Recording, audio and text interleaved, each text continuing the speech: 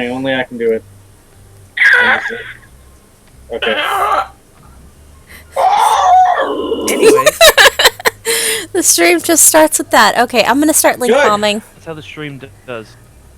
Tell me when you're done with the link bombs, because I want to just get into things. Okay, well, y'all just shoot shit then while I do link bombs then. How's that? The shit is shot. The scream. The screams. Apparently We're having fun. Apparently there's an energy drink called Carnival Candy. Why don't they call it Cotton Candy? I have no idea. Probably because that's branded. Or it might not Cotton actually, Candy? or it might not actually be made. Yeah, because the actual type of candy that is called candy floss. Cotton candy is a specific brand, like how Band-Aids are actually adhesive bandages. Or Yeah. Kleenexes. Yeah. It's just tissue paper. And Your Hoovers are vacuums. You know that vacuum. Band-Aids are actually available in like the 1920s. I found that out from a very interesting rushed lookup thing for a Call of Cthulhu game. Because I asked my storyteller if I could have like a pack of Band-Aids on me. He's like, I don't know if that was like actually created in the time that this is gonna be taking place. It turns out I was able to have at least like a pack of Band-Aids. Nice. That is your history lesson. We don't need no history lessons! Oh, but they're fun. This is D&D. We come here to learn about other people's history, not our own. Back we're in ju- my day, history lessons were what Grandpappy told us right before he had a heart attack.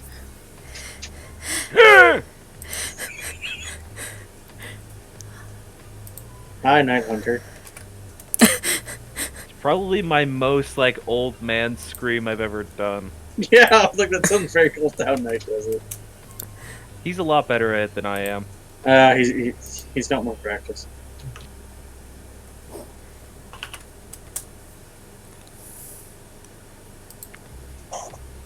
Whereas Yeah, fuck. I don't have any of those kind of voices that I can do. Best I have is a gnome voice.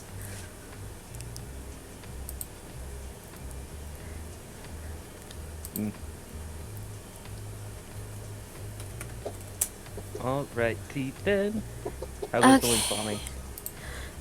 It goes good. The only thing left that I have to do is post to the tweeters. Tweets. Yes, I must tweet like a burb. Okay. Tweet, tweet, tweet, tweet, tweet. Okay.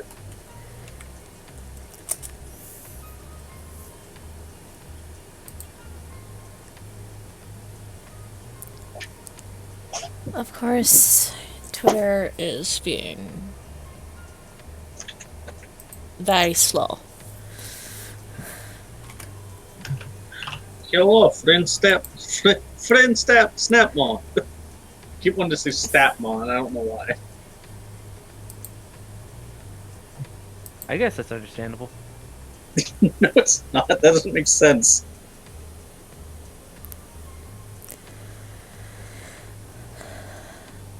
Okay, all link bombing is done.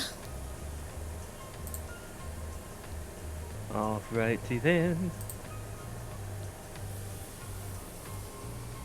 I have to scroll up on my list of things to get to the separate server that I use to store all of the information for this game.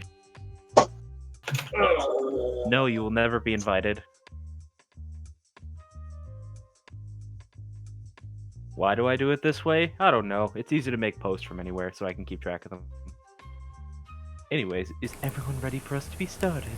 Yeah, and just real quick, that's actually pretty smart because then, like, no matter where you are, you have access to your information you need. Yeah. It's easier than just using, like, a Microsoft online thing. What's it called? Like an Open Docs or whatever. I always forget what that's called. It's a lot easier than using that because I can also use it on my phone much easier. Well, there's also Google Docs, but That's what I was talking about. that's fair. My goodness. Again, people, cautionary tale: don't eat half a pound of meat slightly before you have to talk for 3 hours. Generally a bad choice. Anyways, let's roll into this. Yee. I need to get like intro music for us eventually. Da, da, da, da, da, da, da.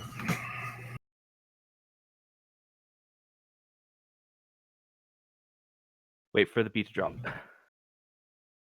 There we go.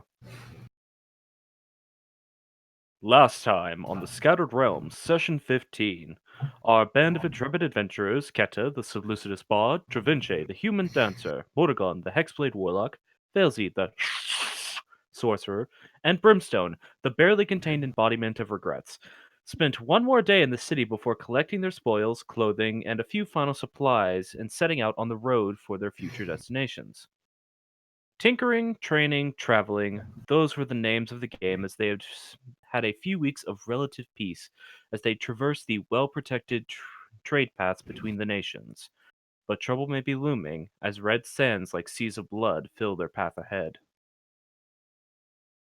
So yes, where you all currently find yourselves is on the border of the Flagora Desert, sort of a in-between point between Granum and Jezebeth.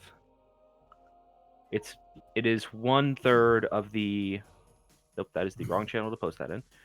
It is 1/3 of what is referred to as the Elemental Glade or the Draic Empire, and it's either go through the desert or try to go over a mountain range. And since you guys are in a cart, the desert will probably be a little bit easier. Well, at least I'm dressed for hot weather. Hey, look. It's home. I hear a lot of great things about this. Even better, we gotta go.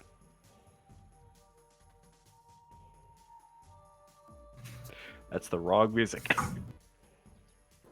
I heard there's a lot of Don't weird even things have out the there. thing. Alrighty then. Is that too loud? No. Alright, I need more than one opinion. I have not plugged in my laptop. No, it's not too loud. Alright. I was actually having difficulty telling if it was the music I'm listening to in the background or not. Alrighty then. So yeah, I have you guys marked currently where you are on your pathway.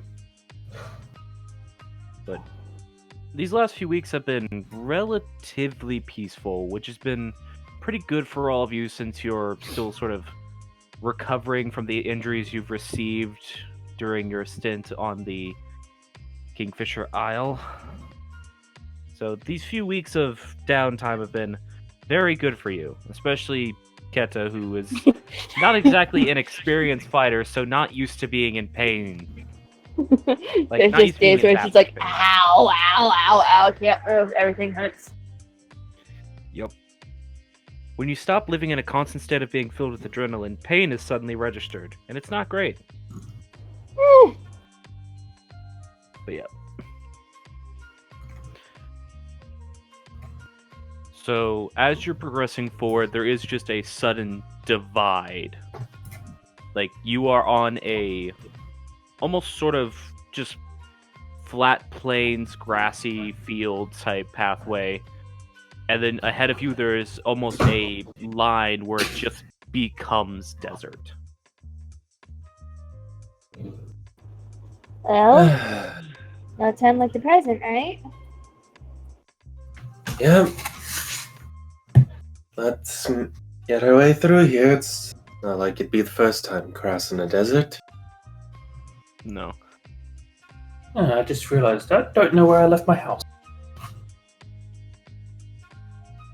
You don't know where you Where left your you- house. Left your house? It's somewhere in that way. She just points in the general direction of the desert. Let's not Oh. try to find it and get lost and die. I want to go home.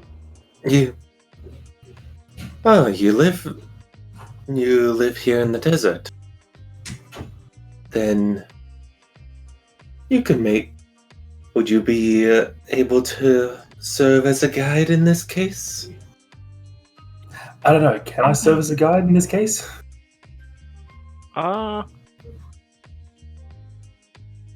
Make a history check for me, but the DC for this is going to be pretty high, as you yourself haven't done much traveling in the desert. You've just been taken places.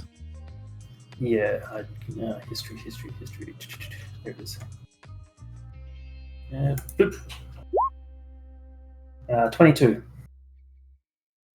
Yeah, you could at least probably take them to the temple, but as far as you're aware, there's not really a good way to find it, because even with that high of a check, you distinctly remember that there is a lack of landmarks to go off of, just during general travel.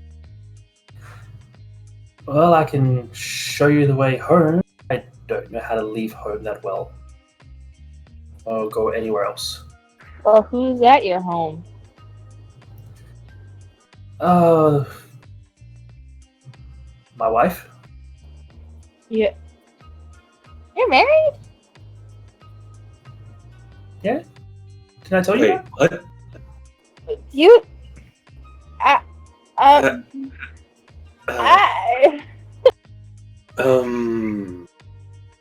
You all are suddenly flashing back to the many times you've seen Felzy walking to other people's tents. Dravinci is flashing back to the night of when it's like, hey, you want to bang?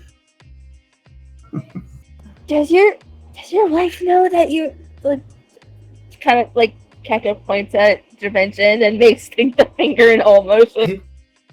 Oh, come on! Yes. Hey!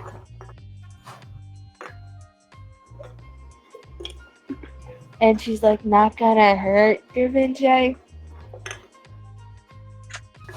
She might ask for a ride as well.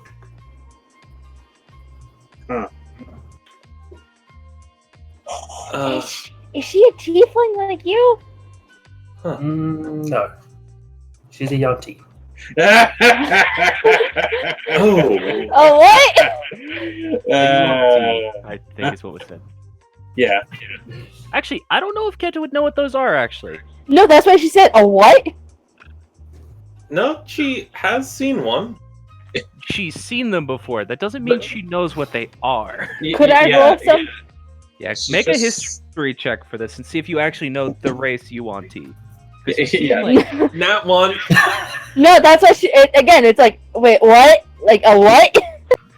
Yeah. Yeah, that makes sense. It's What if- for the sake what of if anyone it's- who'd be confused as to why she might not know this. Would she seen these? Just because you've seen a type of creature doesn't mean you know what the it is. name of that creature. Exactly. She Yeah, never so really that's how you spoke want to No, Altia. I don't think they have Fancy. reacted.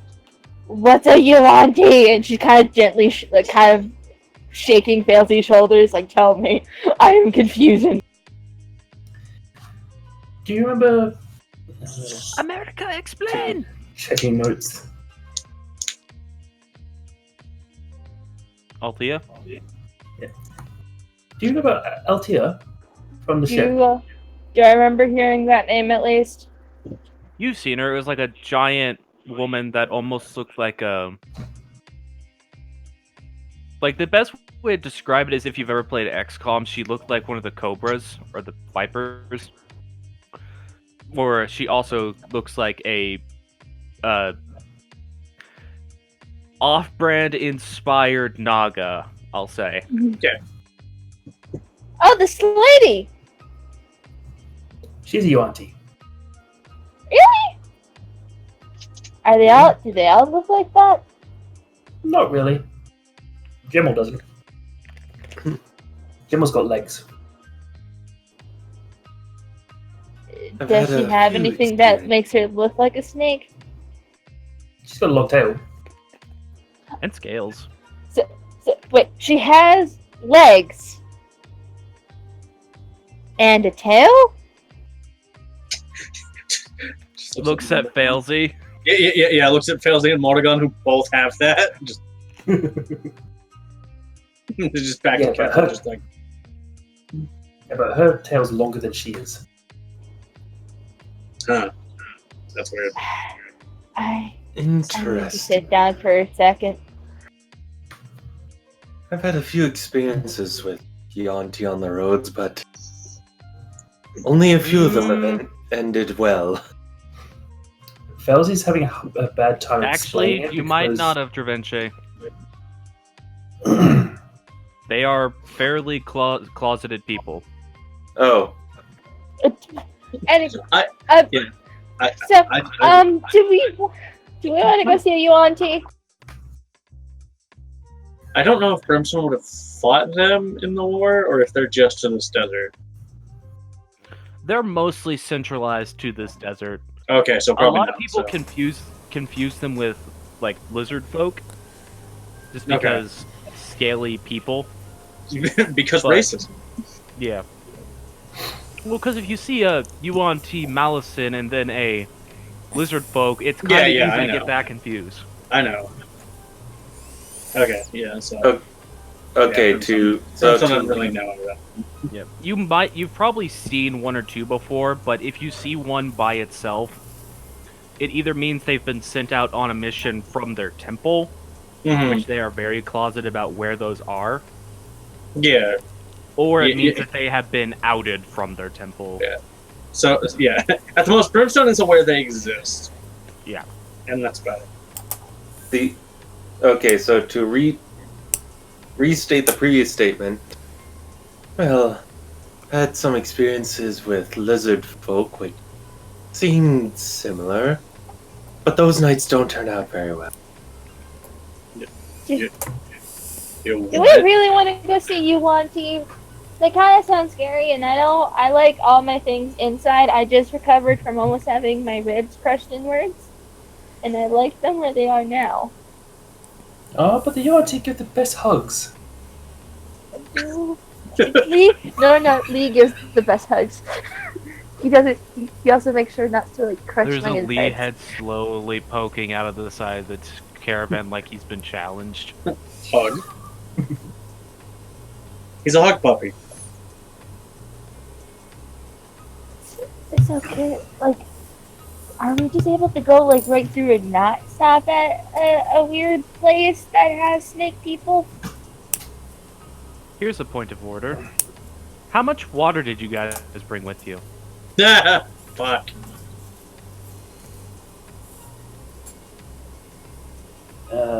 Um, I don't 'Cause I think don't we remember specified. any of you buying water skins. No. Didn't the Dungeoneer pack come with one? Did you buy a full Dungeoneers pack? Yes, I did. yeah, Get we. mine. I got a full explorer's pack. I did not buy a new pack. I do have a water skin though. Yeah, but we don't really have excess water, is the thing. A thing mechanically to keep in mind is that during desert travel, with rationing water, a water skin lasts 2 days. Mm-hmm. We're gonna have a bit more than that to travel through this. Now, Um, Failsy is at least knowledgeable of this place, so she could help you find things and sources of water. Because while in the Flagora Desert they are very rare, they do exist. But so, it, yeah. Sorry. Just looking at the map, it looks like there would be a source of water potentially close by. That Possibly a day away. it's at least a day away, and also this is a thing to keep in mind. You are seeing this from the above map, your characters are not. Yes. Fair. Yeah. So we got Failsy might know that's there. Well, she might Well, also he not knows a lot. remember it. Also, if I Failsy remember traveled on through here my on a on my actual like records, that is a saltwater sea that's in the middle of the land. I don't know. Might be. I'll have to check my notes real quick. Talk amongst Failsy's yourself while I get my notes. Yeah, was through a caravan, so she probably slept through this part. Actually, you were brought to a caravan here and then left. Otherwise, you traveled with Jamel to this point. Yeah. Does your home have water? Yes. Yeah. Your temple that you're from is built around one of the largest oases in the Flagora Desert. Checker visibly deflates at the fact that they're probably gonna go have to talk to snake people. They're very nice. Hmm. She says with all the bias of, this is my people, they're very Yeah. nice. Do they Yeah. do the magic that you do? Who do you think taught me?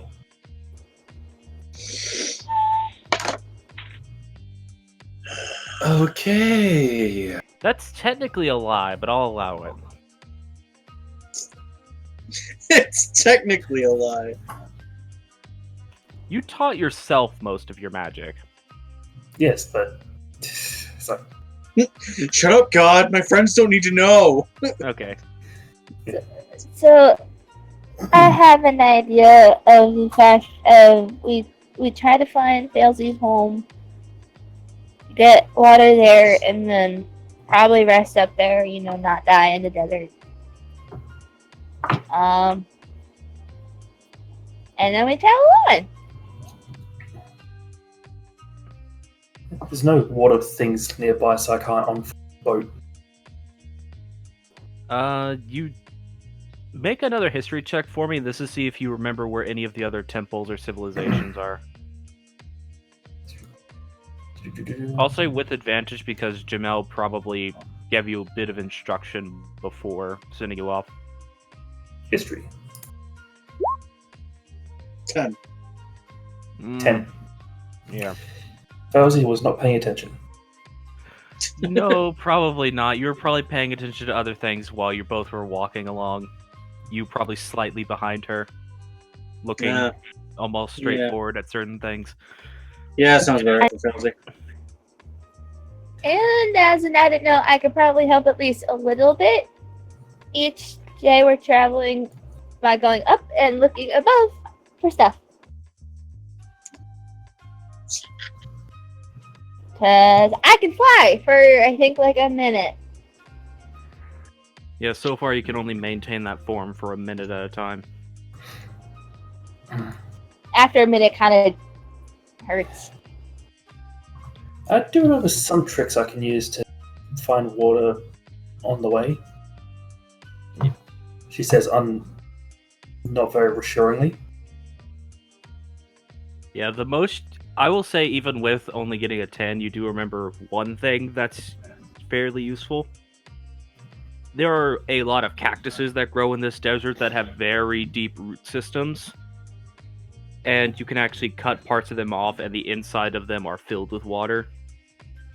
But you remember Jamel warning you against that for some reason, but you don't remember why. Oh no! Cactus juice. Lee has gone back into the cart at this point, so has no commentary on the fact. Okay, well, I mean, we kind of have to go to the desert because we don't want to go over a mountain. Yeah, so Question. we'll be fine in a pinch. Question. During our traveling to here, have we encountered any kind of pit stops? I mean, Like you've seen a couple of guard outposts, which are essentially just like small barracks set up to keep supply lines for the various guard patrols that go along this path. But other than that, the last town you guys would have had any inkling to look for was probably a week and a half's journey back. Because you guys don't have a map, unfortunately. Well, and there's no time like the present, guys. I'm just gonna add that to my list of things to buy for the future. Yeah, guys, keep in mind, I'm actually a DM that makes you track your resources. Like, the only resource I don't make you track is food rations because you have a Lee. And that's the only reason why. if I knew we were traveling across a desert, I would have stocked up on water. If we'd have gotten a map, we would have known. There's reasons you're supposed to look into this stuff. Well, you know, for the future. That keep in mind, you have to actually understand where you're going. But Well, they did look it up. They looked up Greenham. They didn't look up the stuff between here and Greenham. Yeah, but almost everyone has traveled east, so they would have probably passed by the desert, so they would have known going back. The too late now. the trade caravans you guys went through the Blossom Kingdom, which is not a way you can go both ways Yeah, that's fair. because they Well- use a ferry system that goes one way. Also, too late now. Yeah, too late now. Known for the future. And so Kate is just gonna climb in the back of the caravan. How many And days did it take Felzy and Gemel to travel to from the temple to here? You were going on foot, and it took you about a week. Oh, good. Being on a cart, it's probably gonna at most take 2 to 3 days. that's if we can find. We're cutting it tight, but we can make it to. We can make it to the temple. He slowly pokes out. I can make a small amount of water. How? Could probably buy us a day or two more. Lee can use his food making thing to just make water. He just can't make very much. Yeah, I was looking to And see that if uses bards his get ability to free make you guys water. food. I think they might. All right. No. Well, they're bards, so they can take any spell they want to at certain points. Yeah. Yeah, at certain points, but that's at much higher levels than Keta has. Also, Lee is the weird type of bard. Remember, Yeah, he's it's weird mainly abilities. looking more for me. Yeah. So, So he can make you guys basically have to ration a meal for a day. So instead of having 3 meals a day, you could have 2 meals a day, and he can make water, which can basically stave off your thirst for a day. It's just not ideal. don't we still have those beads of nourishment? Though, do you? I don't know what you guys did with them, or if you guys still have them. We would have kept them. But did anyone think write them down? Brimstone. Brimstone's been carrying them, I think. Yeah, Brimstone was the one who initially had them and was the one giving them out. And we've been mostly using naturally scavenged Alright. resources, so we didn't have to use them. And Lee. And Lee like, stopped. And we forgot about the nourishment beads. so we still should Still have have like. them. I saw you just add that. Since we all would have had to have eaten one, we would have still had bed like 26. Yeah, I forgot to write them down, but I still had them. We have. All right, Yeah. keep And- track of your stuff, guys. It was I directly give you given items to. for a specific reason. All right, I'm gonna say that you guys probably still have, because it would have been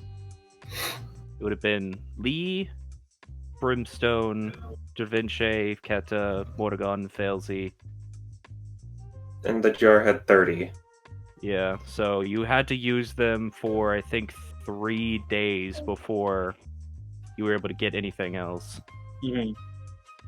or 3 times before anything else. So that's 3 15, I times think. 6. Well, I remember we only used them once. And I then only Lee stopped. I only remember using them once. Every other time we scavenged. That same day, Lee started Each cooking stuff more out of than nowhere. well. I don't know why I remember you guys using them more often.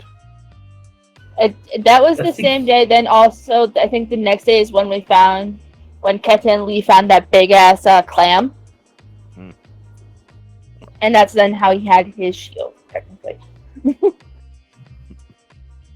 Yeah, we had the clam, we had crab meat, we had berries. For the sake of it, Then- I'm gonna say you guys still have 20 left. Okay. So then we don't really have to worry about food, and we don't really have to worry about that with Lee and his abilities. That was my thought behind it. gonna look up the quick specifics of how beads of nourishment work, because I think they work as food. Yeah. Yeah, they are. Yeah. It's Yeah. food, not water. There's a separate one that then is there for beads of refreshment. Yeah, something like that. So yeah, you guys have food. Again, it's very strange to be sustained by them, but they work. I mean, And you that's all have more traveling companions now as well. Yeah. Yeah, so Is with Madam... Sorry. What I were you had gonna this ask about thought. Madame Elway? Is she gonna be okay in a desert? You have no idea. By the way, are you guys still stopped on the outside of the desert, or have you been talking as you've been traveling forward? I think we stopped because Yeah. everyone was wondering Alright, about so this. Stopped and probably like trying to figure out things before we go into the desert. yeah, point of order, it's currently about 65 degrees outside right now, Fahrenheit. I think that's... I want to... No, it's not like 20 degrees Celsius. I'm so bad at Celsius conversion. Yeah, I'm a bit lost. 65 to 70. Sorry, I gotta keep in mind that we have international viewers and players. yeah, With your weird measurements of temperature and... no, theirs Size. isn't weird. Ours is It- weird. No, you guys with- and your with imperial temp- measurements. With temperature, Fahrenheit makes more sense. With everything else, the metric system makes more sense. The fuck it does? Yeah, but with Celsius, you get like 18.6 instead of just a flat number. Anyways, it's about Fine, then go to 18 Kelvin. degrees Celsius. Fuck, it's cold. It's mild, but okay. Okay, but So- Oh yeah, that's 65? right. You're from Australian. Oh yeah, It's You're like- from You're from Australian. yeah. Failsy the person is from Australia, and Failsy the character is from the desert. Yeah. In both cases, that's an accurate statement. And Well, it's actually Then you probably have- closer to 70. then you Am I have okay? me It's like 25. to It's about... I was wrong. It's actually because I was looking up what 18. the weather. No, the weather would actually be around 70, so it's about 21 degrees Celsius right now. like Ah, that's Failsy's one. where I'm from. 13 is still t-shirt weather. Where Yeah, I'm from, that's still t-shirt weather. Where I'm from literally freezing is still t-shirt because I have a problem. Too big. As we're kind of settling in and going to get ready to head out, Keta's going to check with all of our traveling companions to see if they're going to be okay in the desert, if they're going to need anything like that before we leave the forest kind of area. Treba and Elevie seem alright, though Elevie, Yeah. you notice she seems kind of out of it. Like, she just seems exhausted. Okay. But Treba's tending to her, so there's not a whole lot of concern there. Elway is being uncharacteristically quiet. And I would like you to make a perception check as you're entering in to look at them all. 16. Yeah, you'd notice. As you come in, you just see Elway, and she's just staring at Lee for some reason. As he's currently filling one of his pots with water. Madam Elway, are you okay? You're kind of staring at Lee. And?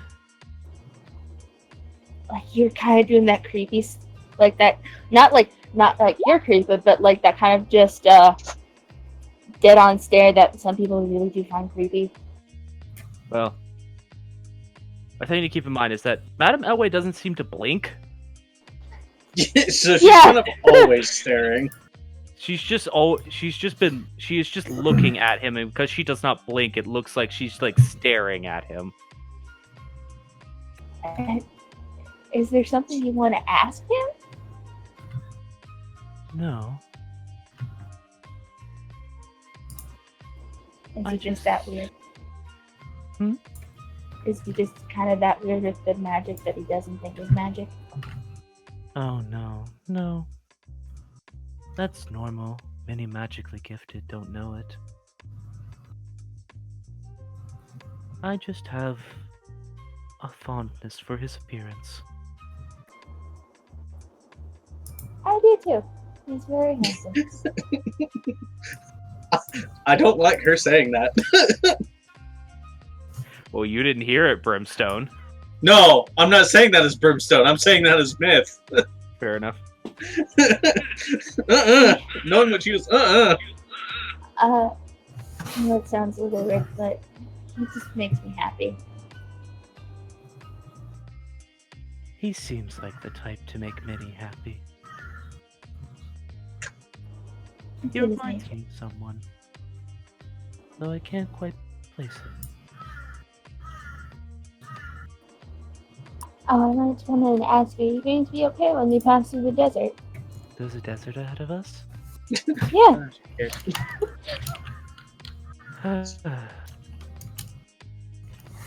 Are we going to have to, like, dunk you in water? No, I'll be fine. She It just would just explodes. be uncomfortable. And if there's anything I can do that can help, No, I'll be fine.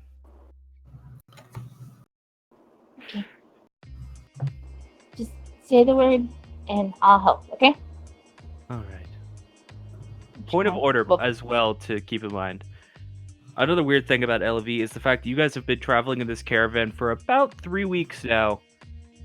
And aside from when you guys make camp, she does not move.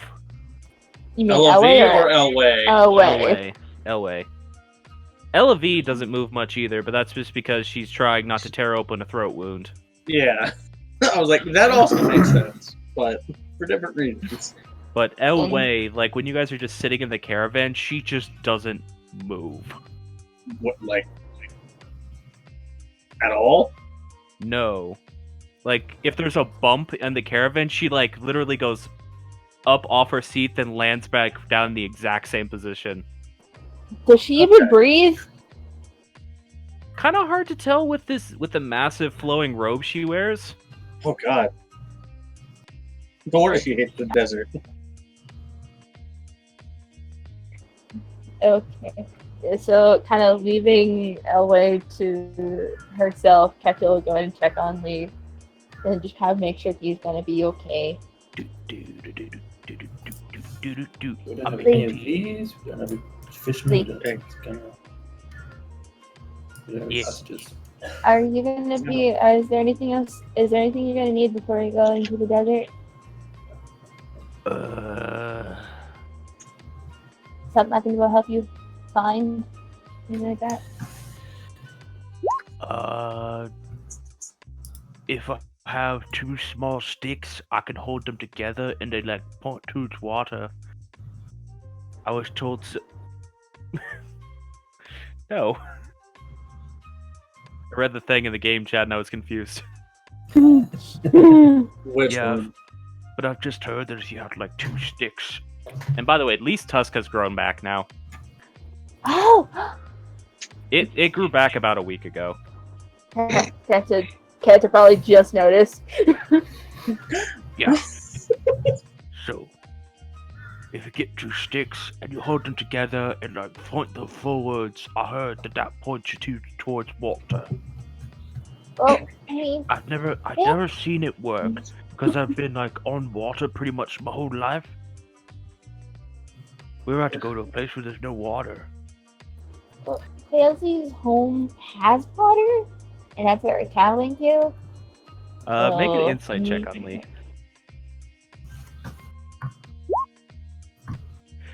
You're looking at Lee, and like the moment he had the realization of you're about to go into a place that basically has no water, he looks like he's having a little bit of an existential crisis. There's no whoa. Ketchel will take Lee's hands in hers. And, well, his hand, really, because, yeah, tiny. Lee, it's going to be okay.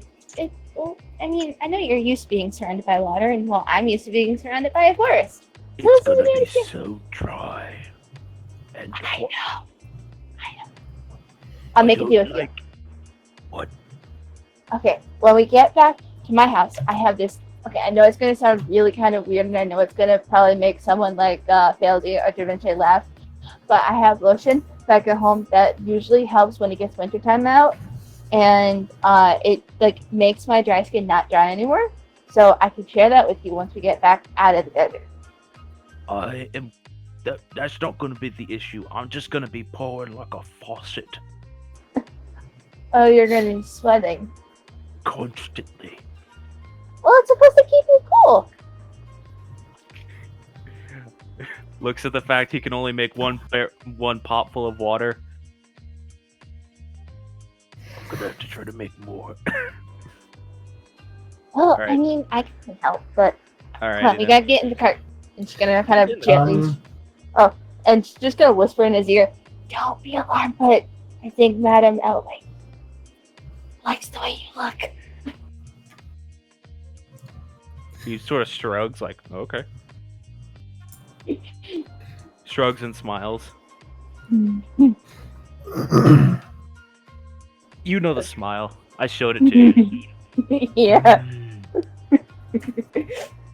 All right. And then Keto will kind of settle down and wait for everyone to start driving, because she doesn't need to be up. Lee is also taking care of your guys' horses as well.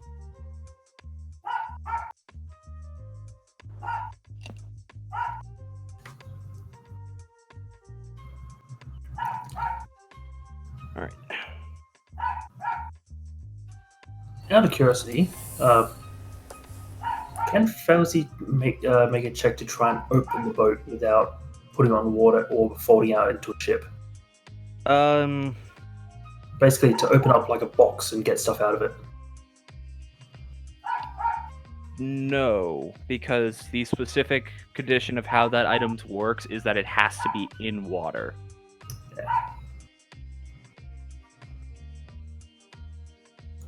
I am sorry, that is just the specifics of how that magic works. It has to be in contact with a large body of water to unfold. That's fair. Or at least it has to be near it. I was just wondering if Failsy was able to coax it open with a water skin. It's not quite large enough, unfortunately. Alright. So you guys have a little bit of your plan about how to push forwards in mind.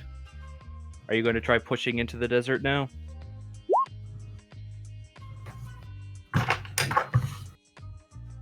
Well, Failsy's not seeing much of an issue with it, but she's not really thinking ahead well. On the words. Oh, we've got cactuses. I can probably dig up some water somewhere, I think. Alright, well, I've been at the helm of this cart for the last while, so if someone else wants to take a turn. I want to drive. She just kind of looks at her like, I don't trust you, I'm sorry. Alright. Let the old military man drive the cart. Yeah. Alright. Better than someone like Keta. Fair enough. So Well- you saddle up on the front of the caravan while Mordegon heads inside of it and begin to push forward. The moment the cart gets through this, gets into this barrier of sand, the heat suddenly climbs from where it was at about 21 degrees Fahrenheit. You mean Suddenly Celsius? 21 degrees Celsius. Trying to be nice, okay? It's weird and complicated and literally not what I've known my entire life. Sorry.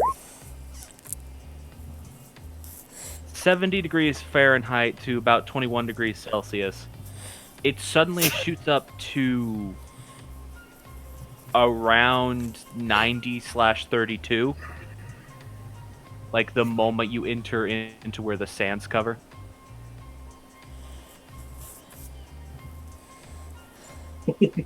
Like, it is walking into a sauna.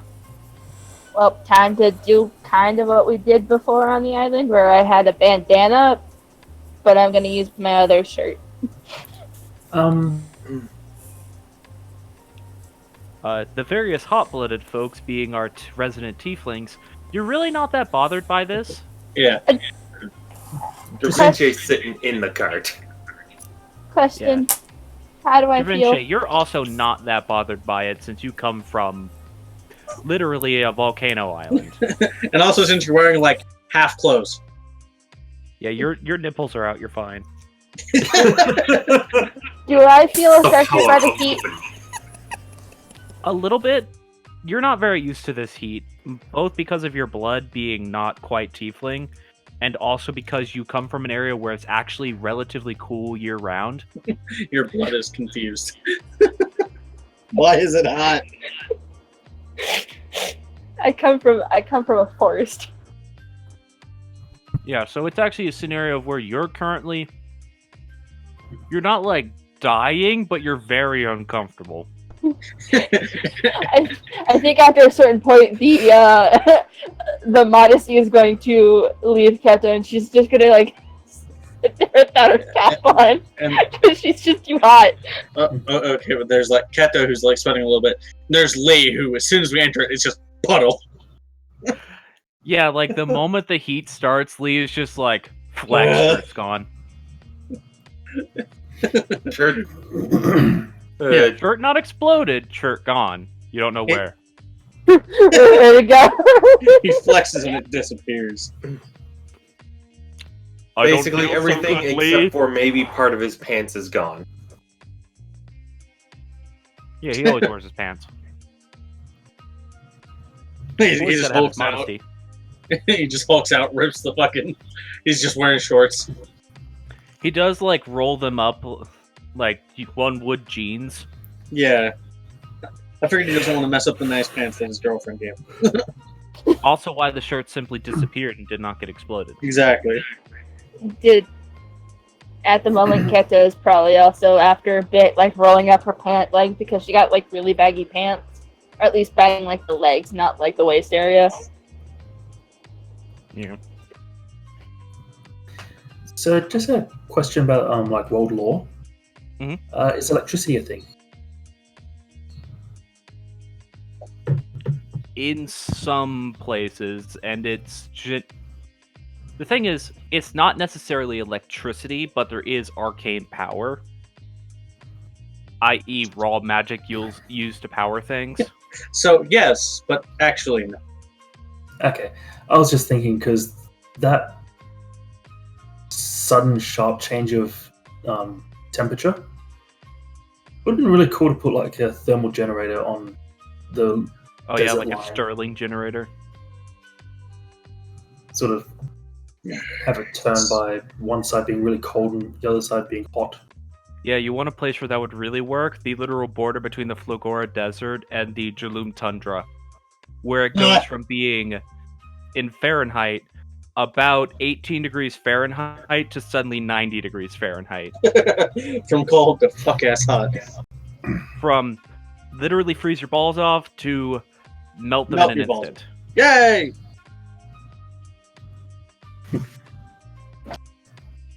I won't talk about the fact that that might actually be a torture thing. Anyways.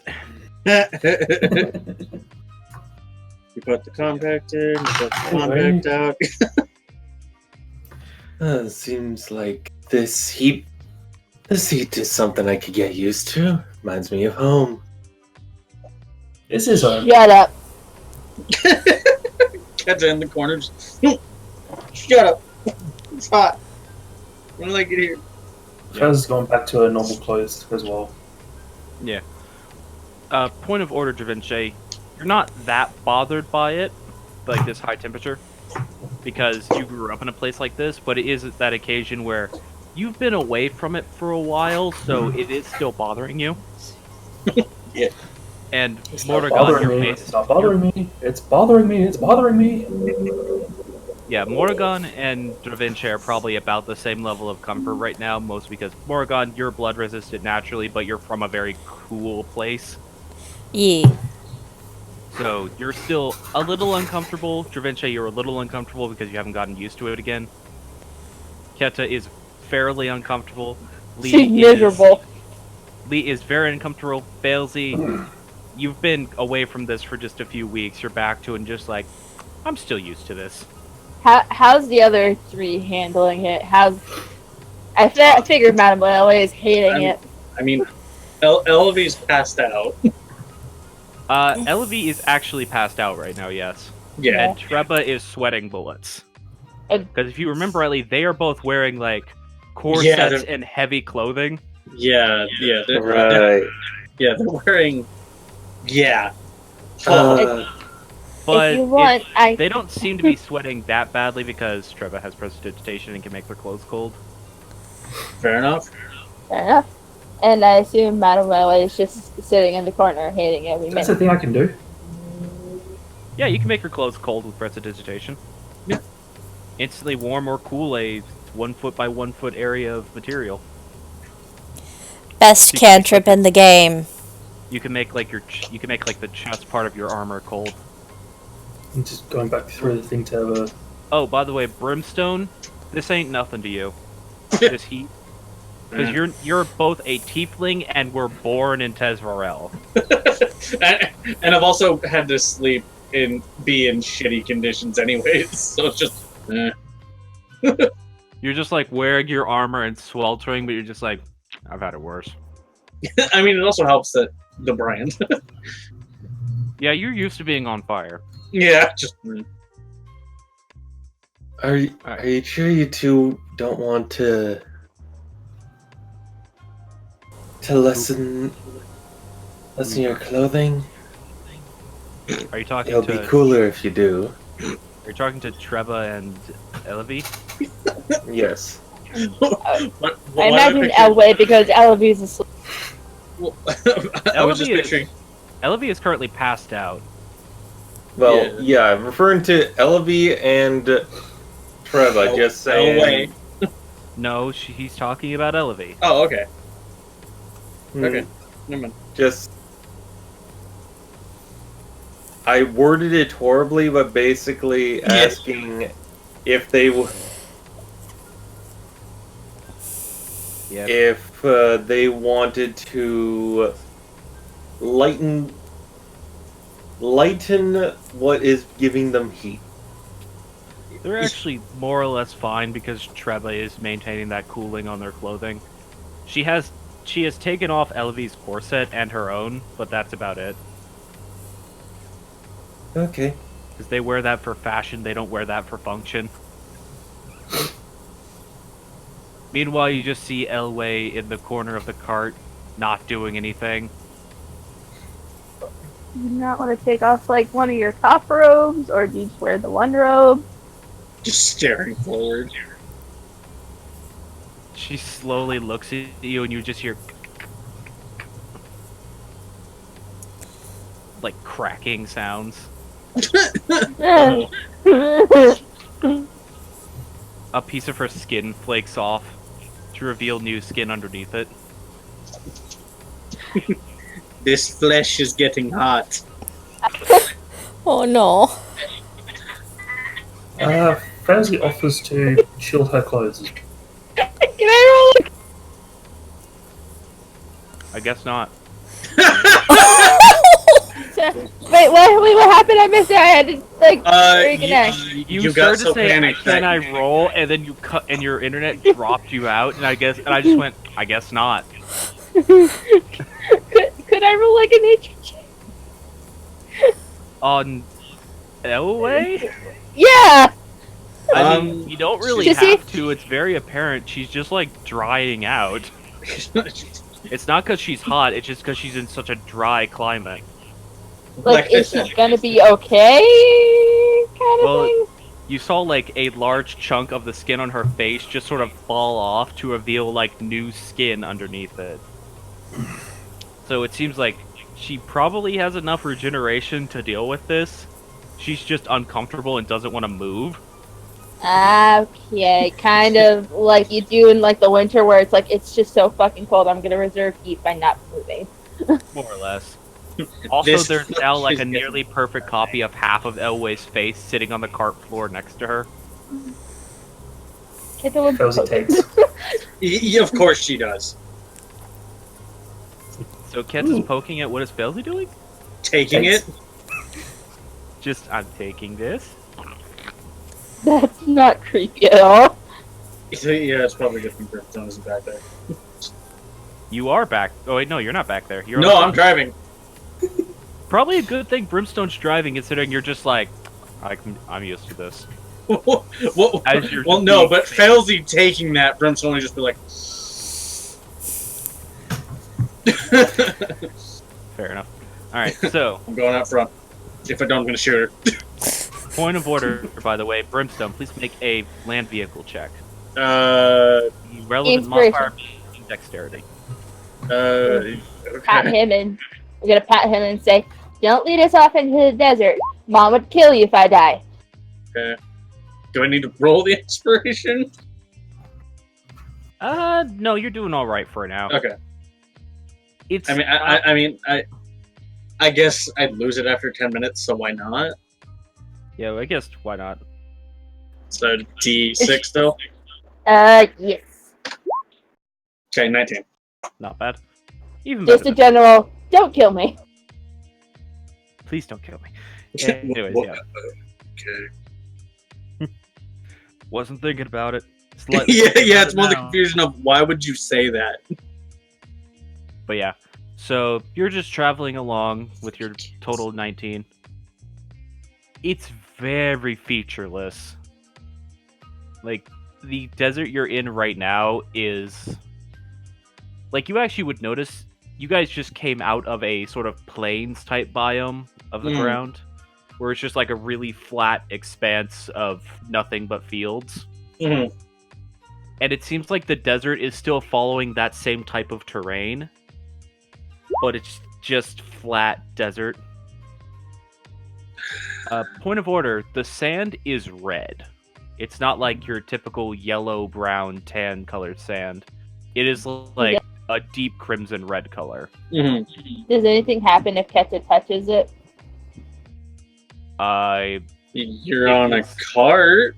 If First you of like all, lean out the doorway with Lee grabbing your ankles and start scooping up handfuls of sand. Well, that no, like seems I like they imagine do it. sand's getting kicked up. Like sand's getting kicked up as we're going. You're not going that fast. yeah. You guys aren't like going like fast speed. You wouldn't want to push the horse that much. Yeah, no, the horse has a very good chance of collapsing if we do that.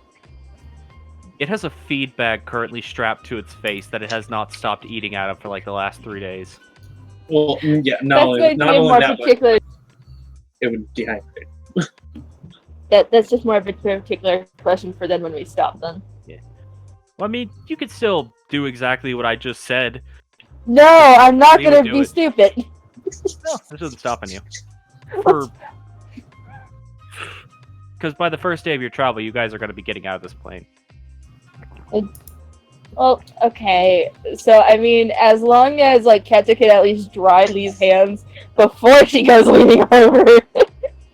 I'll say for the sake of it, it's no big concern. At one point, you guys do stop.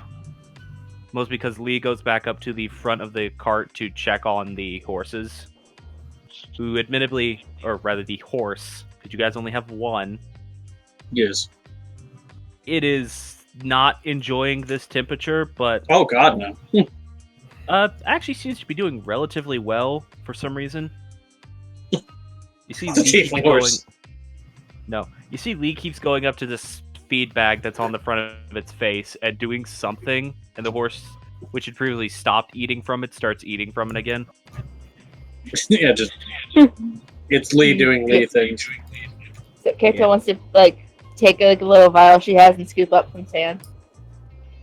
You take a little vial and scoop up some sand, and it's very coarse, as sand is. Is it rough and gets everywhere? Yes, Thanks. it is sand. It is just weirdly not- red in color. I forgot Elway's I forgot what we named Elway's bird. The one that's. Charles! I was thinking Edgar, and I knew that was wrong. No, Edgar's the one in the hole. Anyways, What? don't question.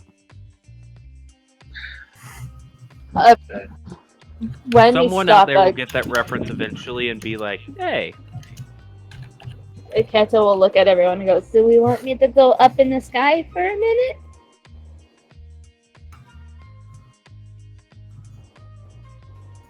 I mean, just so we get a better look of us. No one's really stopping you. Well, no, it's more asking, do they want her to do it now? Well, I mean, if you go up for a minute, and you can only maintain that for a minute. Go up 30 seconds, make one quick spin around, then go to the back to the ground. I mean, I guess. It gives us a better idea of where we're going, at least. Yeah. So you assume sublucidus form? Yeah, Kenta will kind of Oof. step away from the cart so she's not gonna land on the cart in case she starts falling. But she's going to assume this form and go up. Alrighty then. You, well, basically, small cracks start to form in your skin, and that same black mist begins to pour out as she pulls her devil trigger and becomes a sublucidus.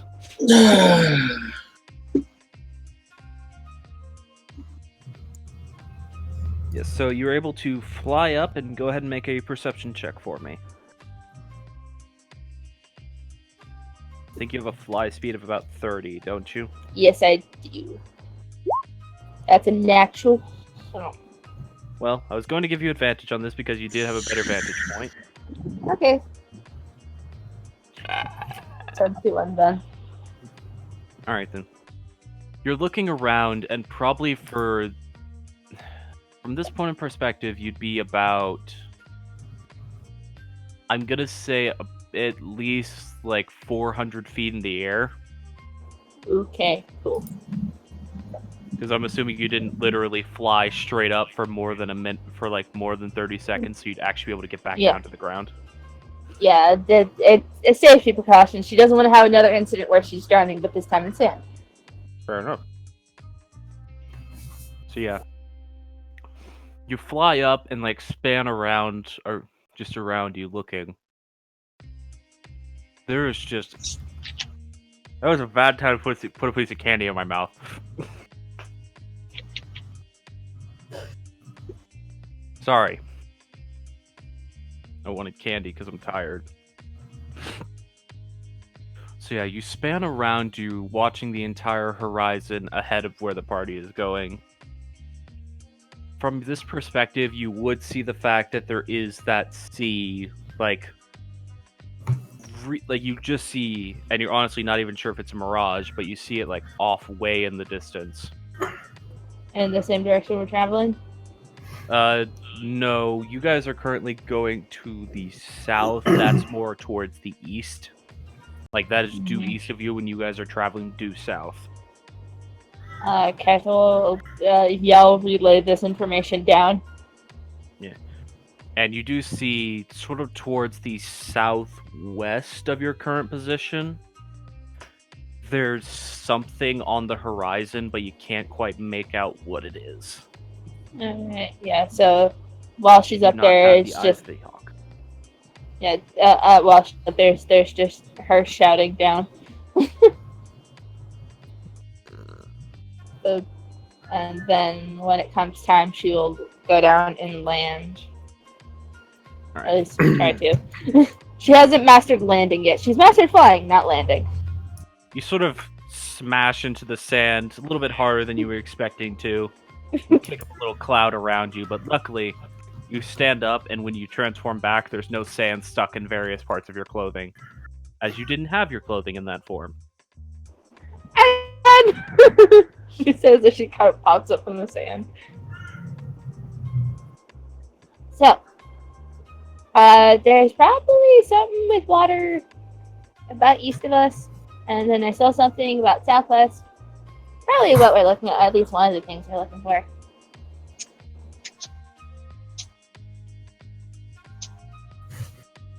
Sounds like it might be a neighboring temple. Well, I mean, if you're a friend, and I hope that you're a friend and not lying to us, well, we should be able to go there.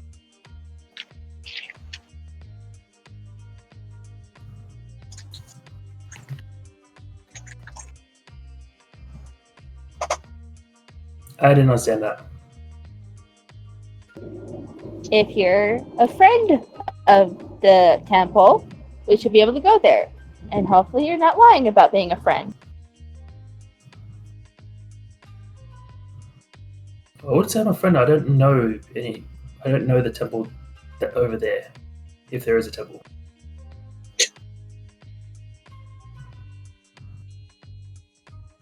I kind of just stayed at home a lot. There's a lot of books to read at your temple.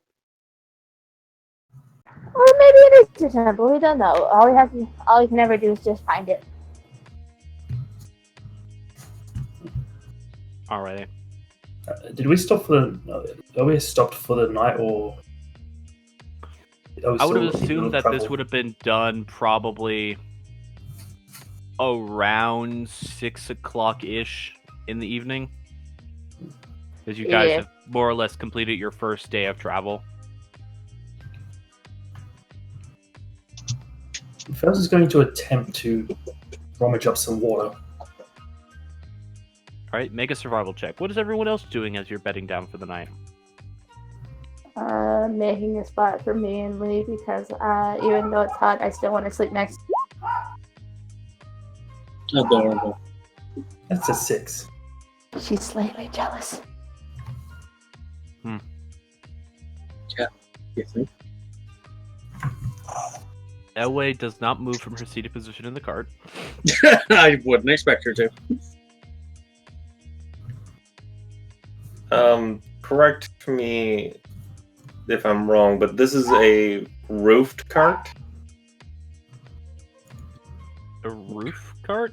Covered wagon, basically. Yes. Covered wagon. This is actually more... It's a large carriage. Ah, okay. Okay, so... Like, I know certain members of this group doesn't like this word, but the best way to describe it is a gypsy wagon. Yeah, there. Like, where it's a large, like, you sleep and or carry people comfortably inside this wagon type situation. Ye old camper van. Yes. Just, given how cool it would be outside, just Dravinci would be sitting or laying back on the roof of it if it was possible. I mean, you can get up there, yeah. It's not that hard to climb. It's got a lot of handholds. Point of order, it And- really doesn't get that much colder at night here. This is not a normal desert, per real-world standards. It Okay. went from about 90 degrees Fahrenheit / 32, probably back down to about 21 degrees Fahrenheit, or 21 degrees Celsius. Okay. Yeah, so he would just get up onto the roof and just kind of lay back while surveying out across the desert. Yeah. Alright. You just sort of scan out. You guys have actually gone from just this flat plain to there's starting to be a few dunes.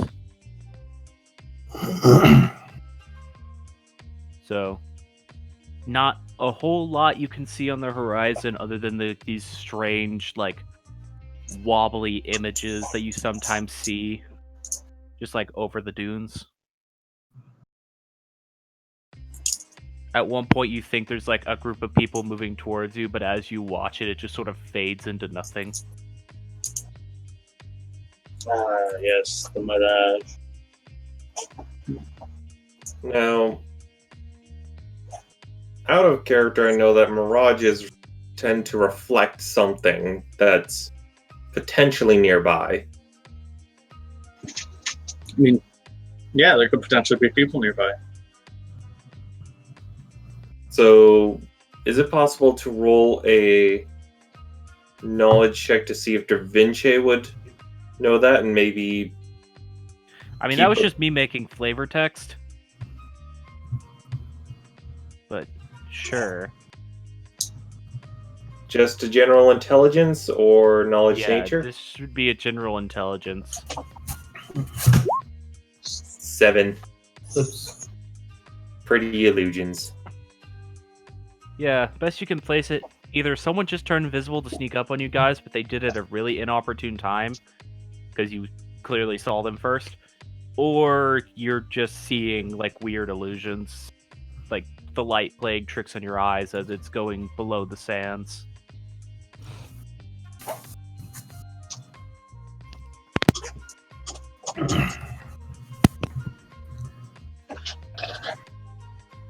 Alright, so... Other people, what are you doing? And is there watches being had, or are you guys just bedding down for the night? Guess since Da Vinci is already observing, he would take first watch. Alright.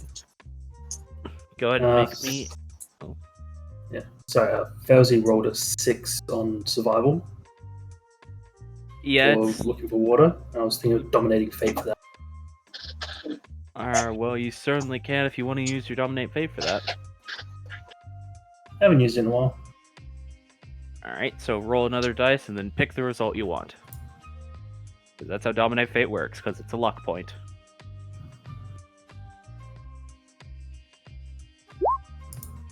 Yeah. So there's 6. She thinks really, really hard and comes back Well- with cactus juice. Yeah, basically it becomes either a 2, a 6, or an 18 you can take. Because I'll take the that's how 18. Dominate Fate works. Just be ready to potentially explode in the future, it says as I pull up the wild magic table. Oh, he gets his choice of the 3? Okay. Oh, wow. Yeah, it functions as a luck point, which allows you to roll a third d20 and then pick your result. That's powerful. It is the most broken ability, and that's why Lucky is not a feat you're allowed to take, but there are certain items that can give you luck points. I hate the lucky Okay. feat. Yeah, Okay. having it 3 times a day? Awful. I don't think that's You- but okay. Yeah, that's how it works. That is Yeah, exactly how it That's how it's worded. But luck So doesn't... you turn... It basically makes you want to get a disadvantage because you can turn it into super advantage. It's awful. Okay. And thus is why I don't let you guys take the lucky feat.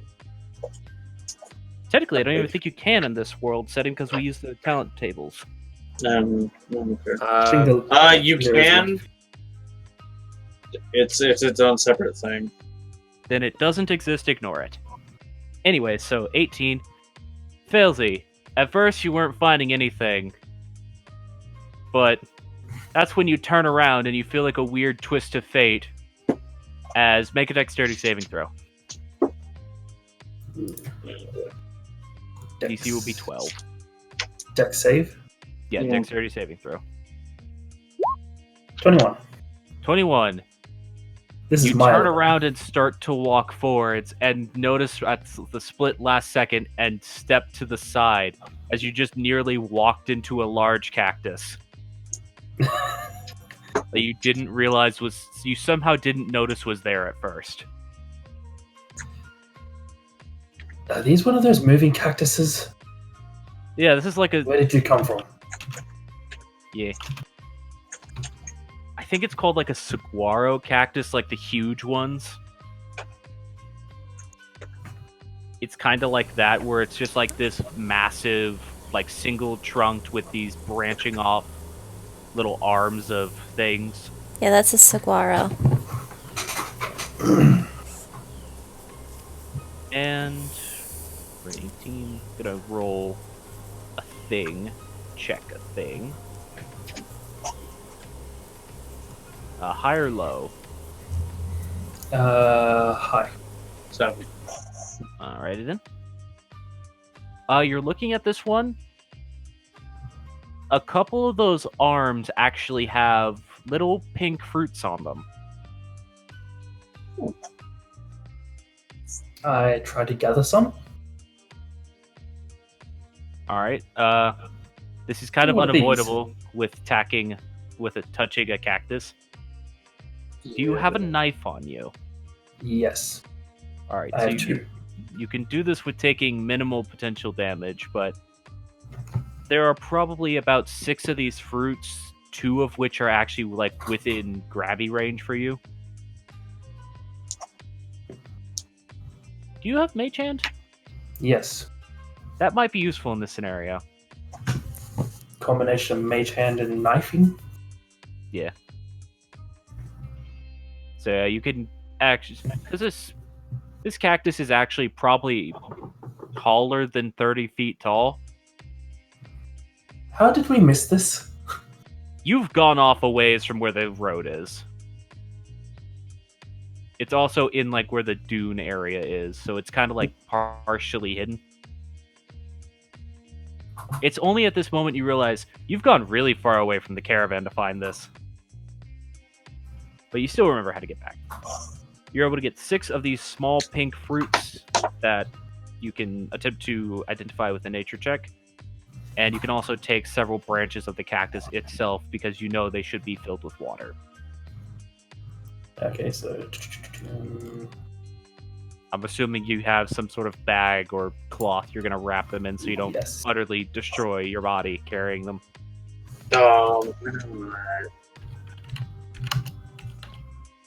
I'm reminded of that one gif where you got a guy who's got a ball of cactus stuck to his leg.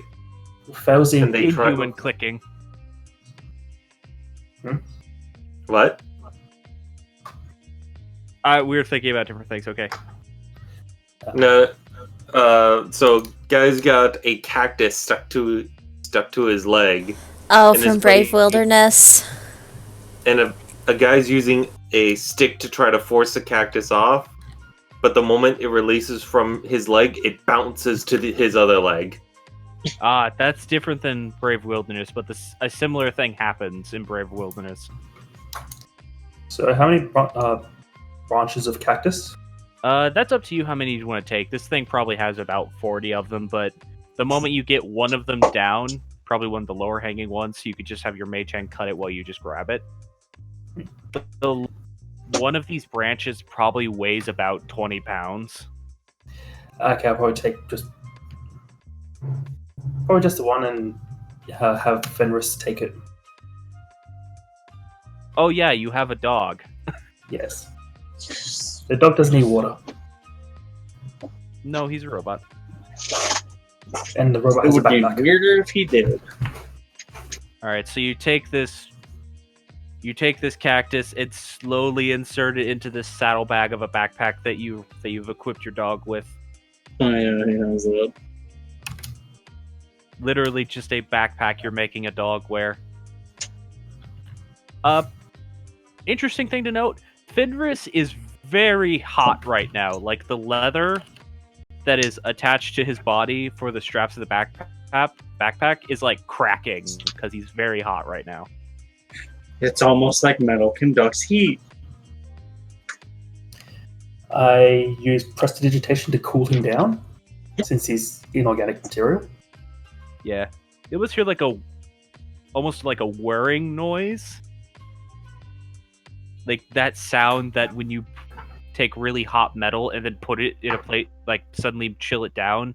Yeah. That like sort of whirry, clicky noise. Armored, you know what I mean. Yeah. That like weird hum it does. Mm-hmm. Yeah, but you're able to cool him down, though his backpack is already damaged. He's not gonna lose it anytime soon, but if that keeps happening, he might. Not to be more. You are currently in possession of 6 cactus fruit and 1 20-pound branch of cactus flesh. One beaten stick worth of cactus flesh. Would not work well as a beating stick to anyone who has hit anything with a cactus before. Well, no, but it's intimidating. Fair enough. And And I'm assuming you head back to the group. yeah, I'm just checking if I actually have any. Yeah, I didn't buy my own sort of explorer's pack. Weird. And suddenly, 12 on kicked. Okay, and yeah, I head back with stuff. And Alright. things. Yep, stuff and things. Alright, so you guys are just making camp, suddenly realize Felzy's gone, been very confused about that, and minutes later see Felzy just arriving from the desert sands. Yeah, except for Brimstone is just, oh, thank God. Damn it. I like to imagine it's like the thank God with like the head turn of a sigh, and his eyes open again, see her appearing in the distance, just thank God. Oh, damn it. Thank.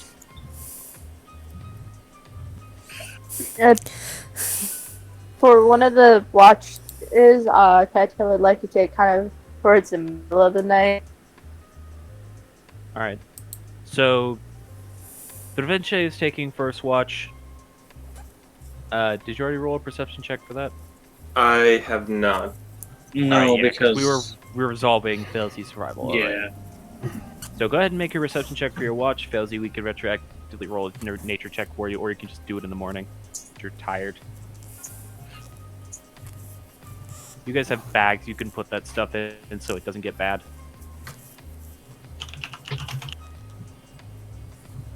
Identify your food. Alright, so go ahead and make your so- perception check. Perception check for watch during the night. Yes. Okay. Nat 20! Well, time to roll to see if anything actually happens to match your nat 20.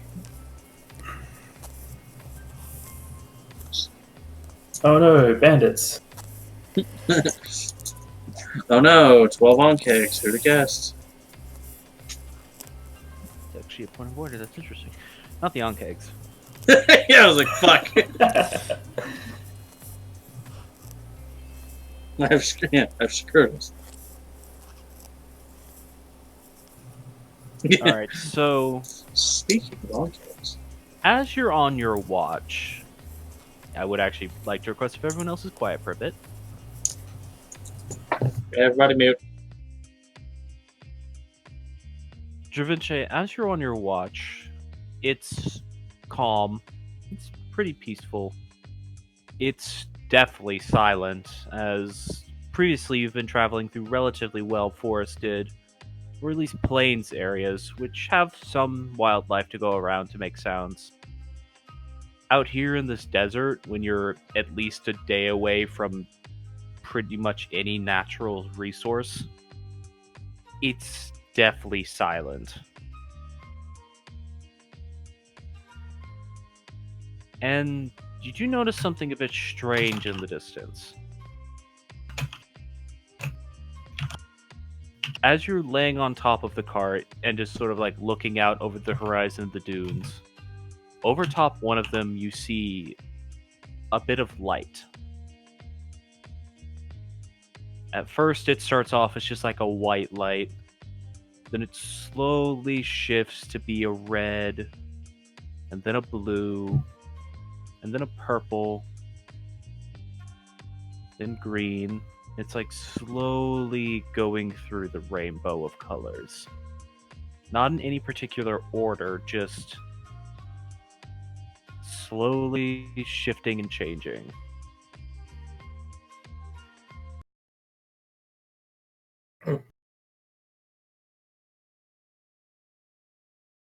So, flashbacks to Magisteria. Da Vinci is just gonna kind of reach his hand out towards as though he's trying to grasp it from so far away.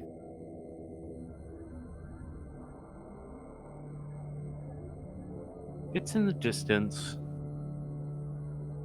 You reach your hand out to grab towards it, and sort of close your fist around as one does with something distant. That sort of motion of grabbing something that's impossibly far. And as you move your hand and look past it, the light you saw is gone. Huh? What? Look to my hand? You sort of slowly open your palm, and there's just this tiny bead of rainbow-colored light in your hand.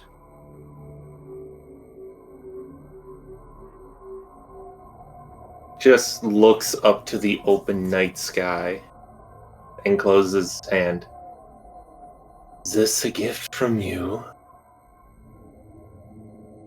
You look up into the starless sky and just feel uneasy. Open his hand again and look at the light. It's vanished.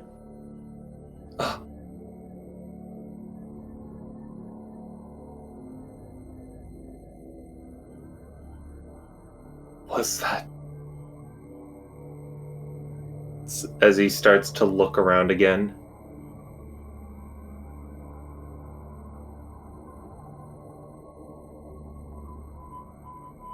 You don't see any other lights around you.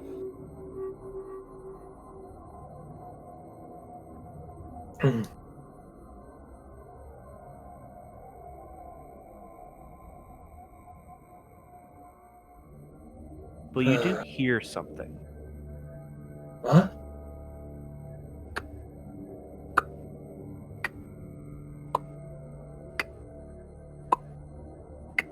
Pull out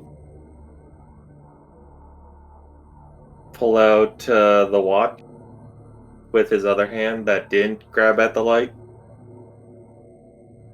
Yeah, you pull out your watch, this rhythmic ticking you can hear. It's a metronomic like hum that you've grown quite accustomed to. And just as you flip open the face of the watch, there's a touch of that fading rainbow-hued light.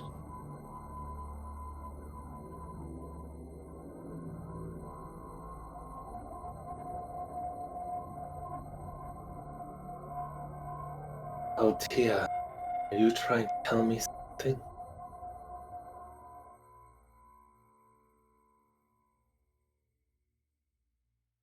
As he just brushes his finger across the watch face where the light was. It's smooth and glass, but there's just that ever-present tick.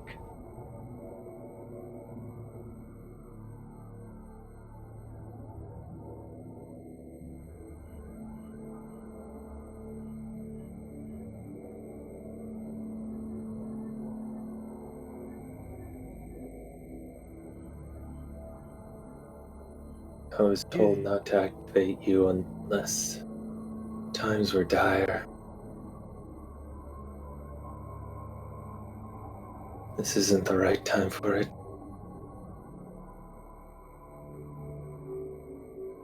But what do you want to tell me?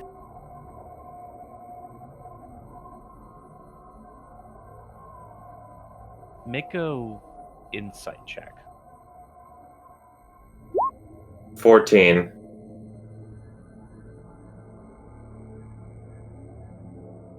There's just a weird sense of unease.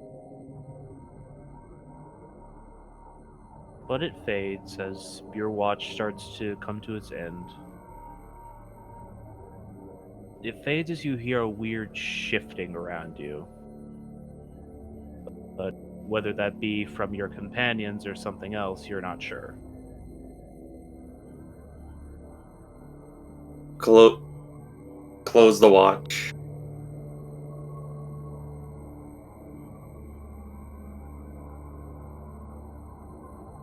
Be it if you're Magisteria or Altia.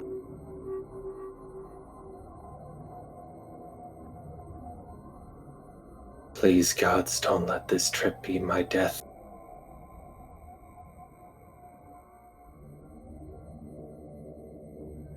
As he puts the watch away and starts looking for where that sound of shuffling was. You guys didn't construct a fire or anything, did you? No, I don't saying think they we did did. Just because it might have given us away in, flatlands. Yeah. Unfortunately, there's not really enough light in the area for you, a human without dark vision, to see anything or to make out any details in the sands around you.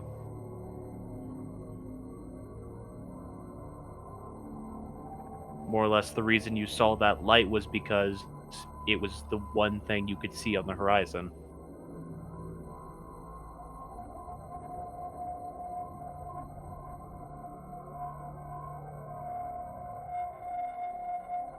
Well,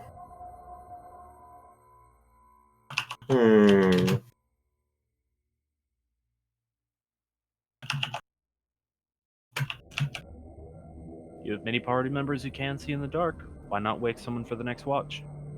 I was going to say that. That good thing that he's surrounded by people with dark vision. Literally everyone but him. Dravenche is going to wake up Morgon. Alright, Monogon, you are roused from your sleep. Morgon, yep. My turn already. Yes. Unfortunately, with what Lil's light is gone, I'm not much use now. There's gotta be some kind of spell or item we can get to help you with that. That'd be nice, but that is something that we don't have right now.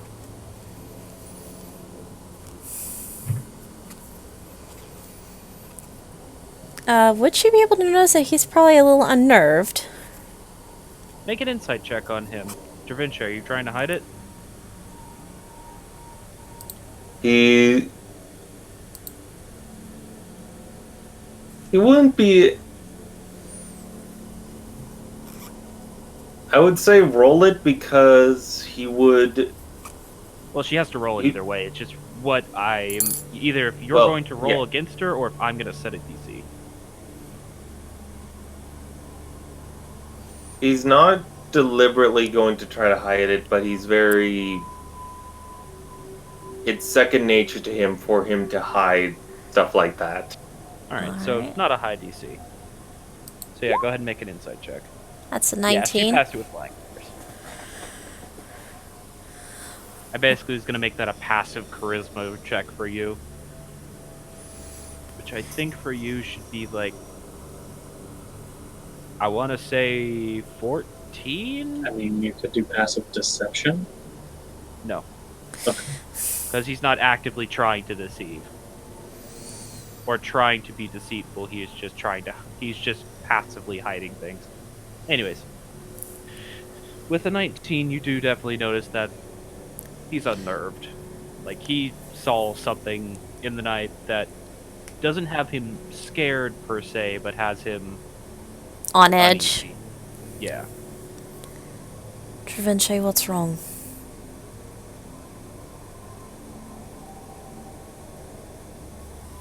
I think there's something in the sands. I heard some shuffling.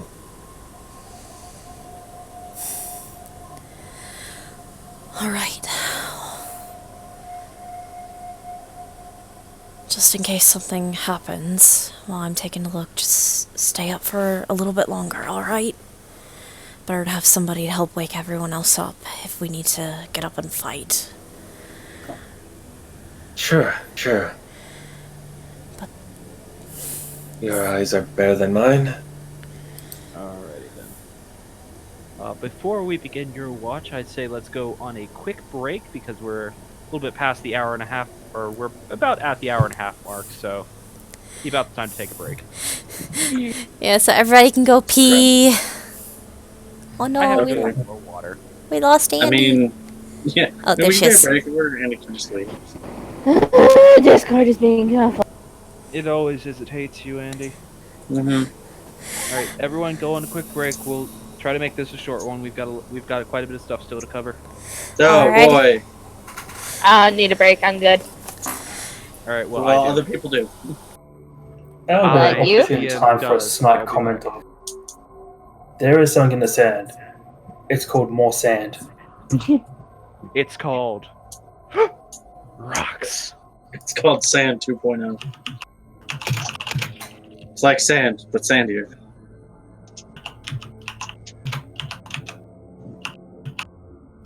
Hey, Mm. you're doing really good. Yeah, all that one roll I've made. Yeah. Uh-huh.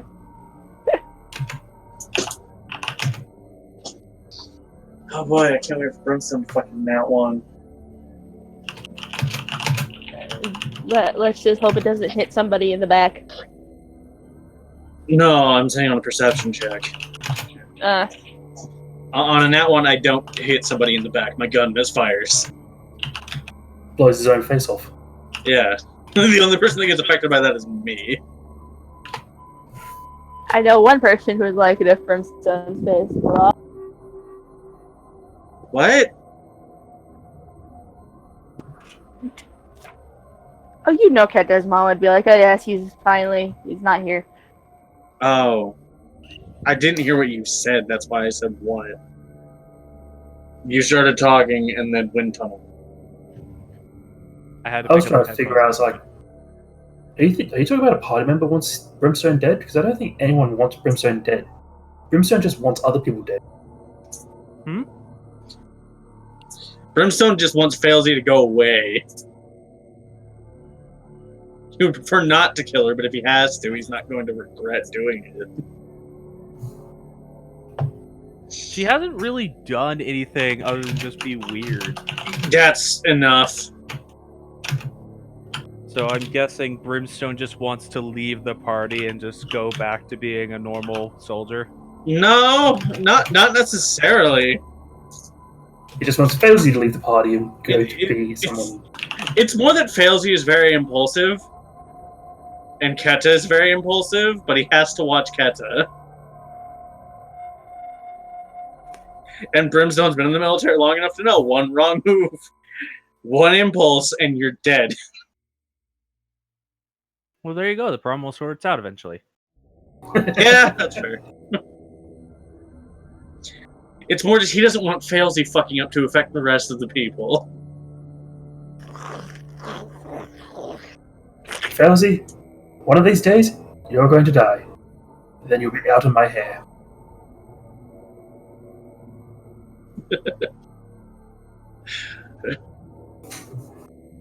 Look, there's a good thing that we're going back. Maybe she'll just stay home. Delicious. You guys are gonna get to meet her home. It's gonna be fun. Yeah, fun. You Right. need a mom. Keta's gonna panic because they're snake people. You're gonna get hugged so many times. Yeah, what's gonna happen first? Keta has a panic attack, or Brimstone has to shoot somebody? Probably Keta has a panic attack because this is a lot more people than she's really used to. And they're all touching her. Brimstone would die. Yeah.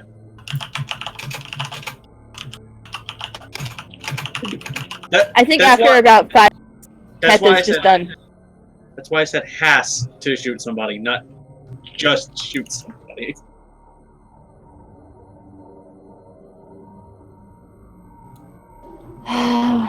Yeah, no, this is going to be the most people Ket has really ever met, and then people are going to be touching her, and this is going to be weird. That's I'm fine. sure they won't just like It's not just touching, it's asking if you want hugs and then providing hugs. Okay. Because she might be just clinging to the side of Brimstone. Million. You have Lee. I do have a gun. Just looks at Lee, who's at least a foot on him and at least 100 pounds, if not more. Lee at least weighs like 300 to 350 pounds. Yeah, that's why I was saying at least 100. Ket is like barely 100. Yeah. Lee is not like Kundo level of absurdity and weight. Well, yeah, but fearbolgs are also heavy. Fearbolgs are dense. Ket is 120. It's because she is And small. wait. Keta is, or Lee is almost 3 Ketas. Yeah. Yeah, Brimstone is 165. He's very slender. As compared to Lee, who's fucking... I mean, he might not be, like, completely ripped, but he's a big boy. Lee's not like super ripped, but he's like... He's less like bodybuilder ripped and more like I will throw a tree at you ripped. Yeah, he's got the powerlifter build, where he's just big. And the thing to keep in mind is Lee also has a belly. Yeah, like I said, he's got the powerlifter build. He's just big. Yeah. So he's got Calispod? I don't know what that means. Basically, thick, chunky, and super strong. Yeah. I was like, Armored, is that I've a never Canadian heard thing? that term before. I watch a lot of Achievement Hunter. Oh, I was like, is that a Canadian thing? Because I'll have to slap you if it is. No, it's not a Canadian thing as far as I know. Good. You watch what? YouTube. Achievement Hunter? YouTube video. Achievement Hunter. Yeah. Okay. What? Wait, then you didn't get the reference I made earlier? No. What was it? When he said Edgar, and I said, yeah, he's the one in the hole. I completely missed it. I'm sorry. No, I was thinking because I have 2 separate games where somebody has a familiar that's a raven that's after Edgar Allan Poe. Oh, no. And I was like, I know he's not a raven, but he's a bird, and that's the only thing I can think of. I mean, Charles is a raven, kind of. Oh, I thought he He's was just talking to. I know. But He's like what would happen if you fused a sack of water, a raven, and a cockatiel together.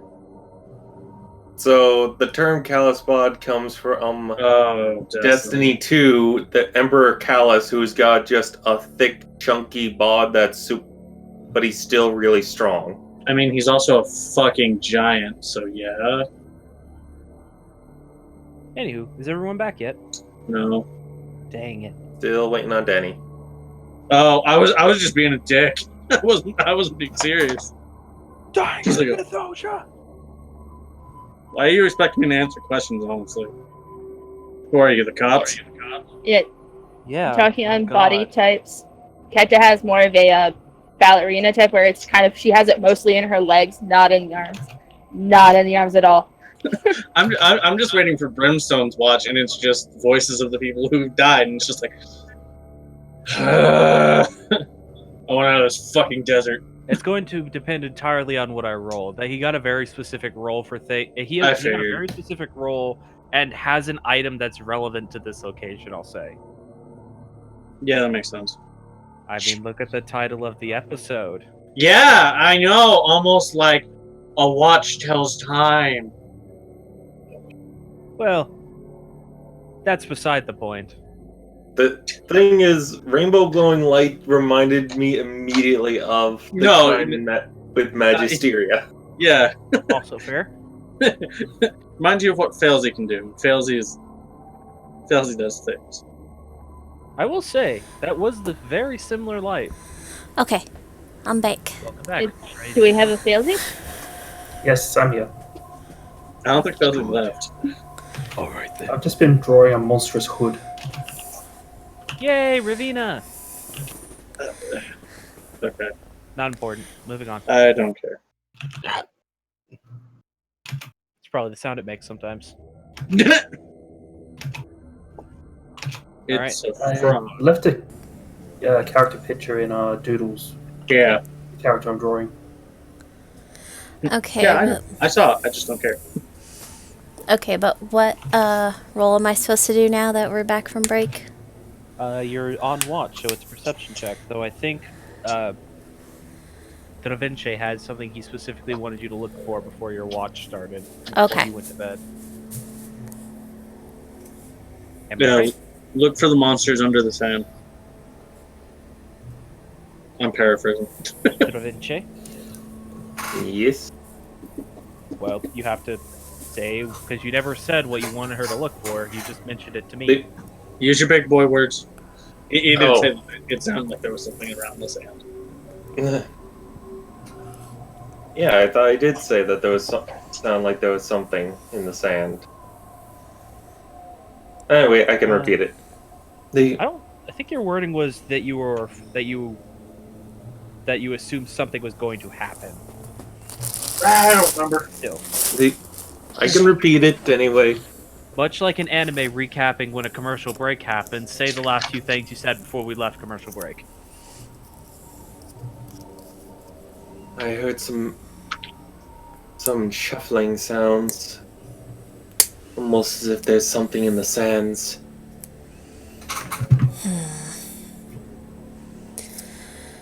I'll check it out and see if there's anything to that.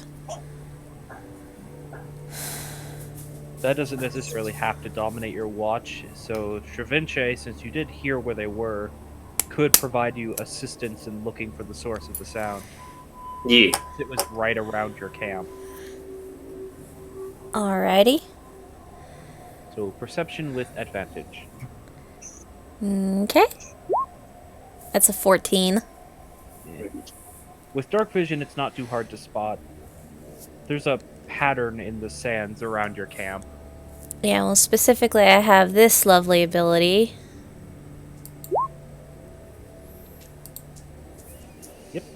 I'm aware. Okay, I just didn't Yeah, know if that that would just- make any Yeah, difference. you're not magically darkened right now, and you still only see in black and white. But there's a pattern around in the sands around the camp. What do you see? Patterns.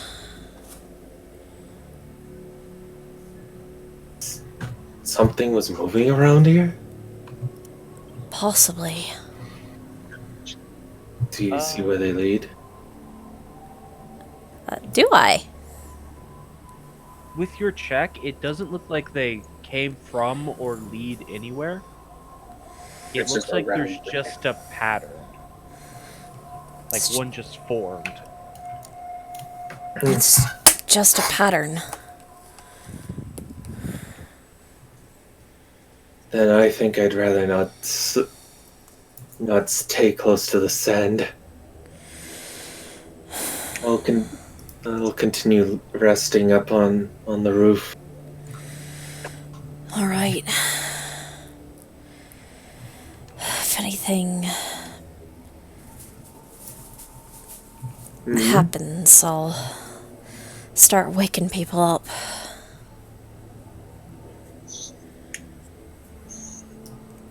Whatever you want to do. Also free to spend time up here. Might give me a better vantage point, but I don't want to risk interrupting your rest. I'll be fine. So at this point, I'm just going to say that Travince, you head to bed. Monogun, you have your watch, so go ahead and make the actual watch for your, or the perception for your actual watch. Alrighty. This one will not be at advantage. Well, you rolled better anyways. Yeah, the flat roll's a 19. Yay! Alright. So so you're just sort of scanning the horizon. With your extended dark vision, you can see relatively well in the area around the camp. I'm assuming that you didn't climb on top of the caravan. She thought about it, but decided against it. Alright, so you don't have that perspective, but you can still see relatively well due to your extended dark vision. I mean, the most you see is there's occasionally a snake that will slither within like 40 feet of your camp, but not come towards it. And I'm assuming any patterns they leave in the sand are different from the ones I saw previously. Yeah, they don't really leave a pattern in the sand as much as they leave like a gentle disturbance in the surface of the sand. She just kind of The mutters. pattern you're seeing in the sand is actually like a groove. Like someone took some type of tool and actually like dragged it through the sand. Okay. She just kind of mutters to herself. Well, that rules out snakes.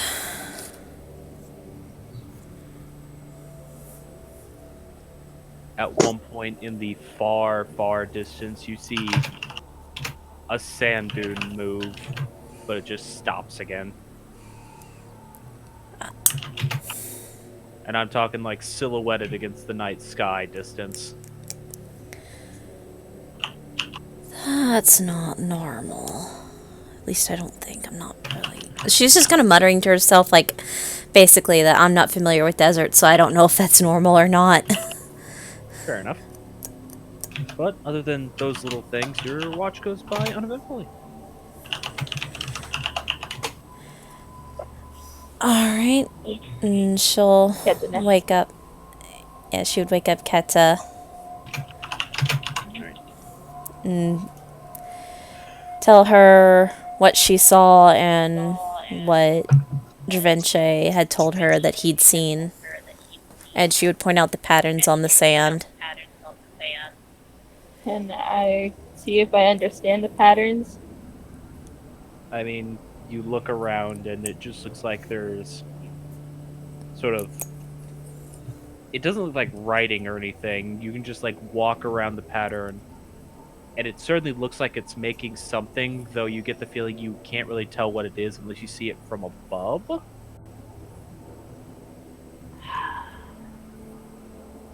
That would be something for tomorrow, before we leave. Alright, Maybe. up to you.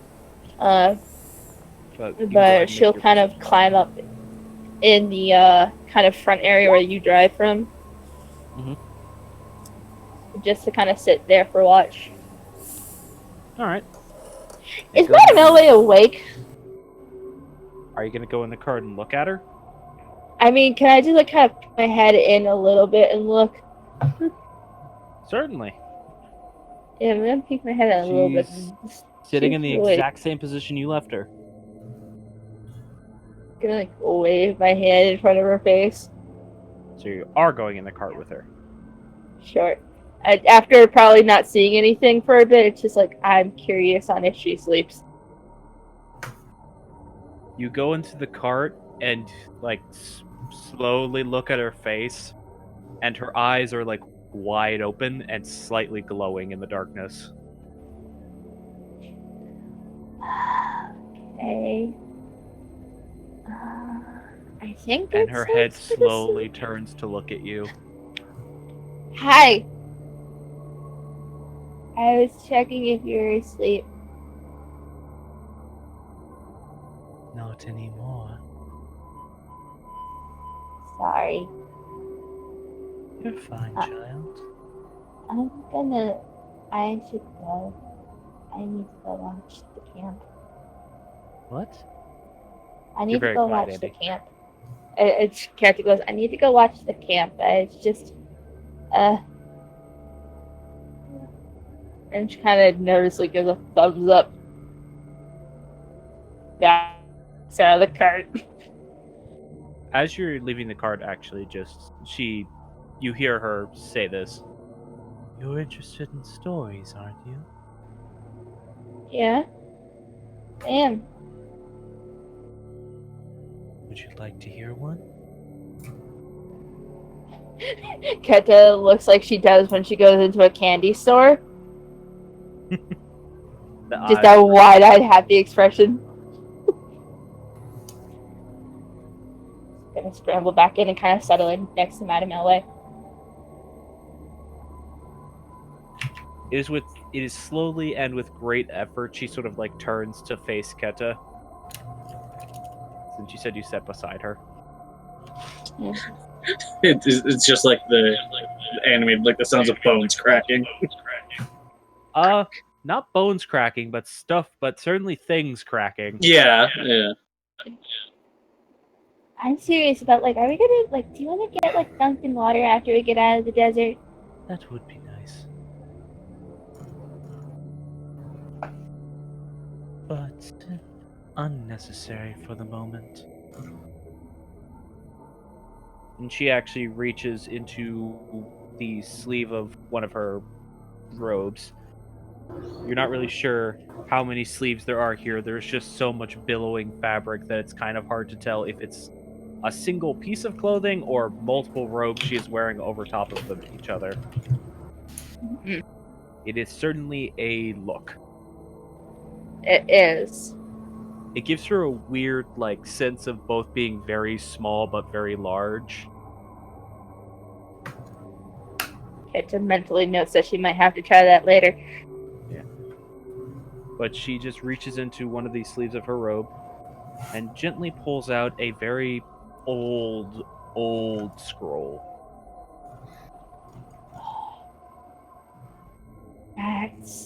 That looks like it's gonna crumble. It will not. Many of the words have begun to. Time passes ever forward. But the story remains.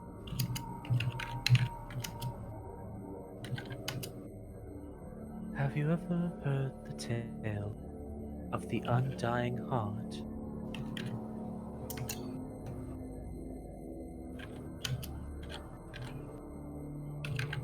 The Undying Heart. Sorry, I can't really hear because when Fails is typing, it's you get like kind of drowned out.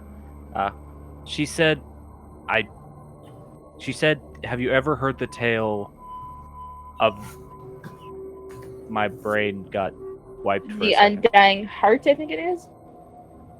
The Sailor of the Undying Heart. Okay. Yeah, so Keta kind of shake her head no. Right. Well, it is an old tale. Something from, I believe, before your times. Times of modern men and their civilization. Back when there was some amount of union between the seas and you all. And slowly she unrolls this scroll, which she does it in front of you so you can actually see it. Mhm. The inside of the scroll is not, it's not like a written story. It is, in a line, many detailed paintings. Oh. You do see that it is cracked, and some of them are beginning to chip away from this ancient vellum. But you do see it. The first depiction is of a sailor. His build strong and muscular, as one envisions a captain of a ship to look. Actually appears to be the captain of a pirating vessel, based on the black flag it sails above it. The first image you see is this ship with this captain standing upon its helm, heading towards a sort of alcove in a stone rock cliff. It was said at times that before The gods came to break this union, to claim this world, to claim the wilds. That the taming of the wilds, as they say, fell to a few brave individuals. And she slowly begins to unroll it further, and another picture is revealed. This same captain, as his boat has now been docked on this docked into the stone of this alcove. Him and his crew beginning to load themselves off of it. This appears to be a hideout of some sort. Certain men with bravery in their hearts saw fit to seek out beings of greater power to ensure their domain was always their own, that none could tame the seas better than they. As she begins to unroll it further. Sorry, what were you going to say? Powerful beings like you. Some of them. I'd actually like you to make an insight check at that. Yeah. Yeah, she just says, some of them. You know that there are many Leviathans, and probably at this point in history there were many more. Still kind of in the back of her mind, thinking Madame Melway probably may have helped some people she might have liked. Well, you do know that she was specifically dominioned over that island. Yeah. Anyways, so yeah, she unrolls it, and as she said, they granted power. You see that this captain has a wound upon his chest. The depiction is old, and in fact, the entire painting is cracked through the wound, almost making it seem to the wound itself to spill over the edges of the vellum. You see in his... Sorry. I keep getting distracted because I'm having to look over at different notes to see about this. You see in his hands there is a box. Many gifts were offered, and some of them were intimate. And the next painting that is revealed is him holding up this crate, this small wooden chest, and setting it upon an altar in this alcove.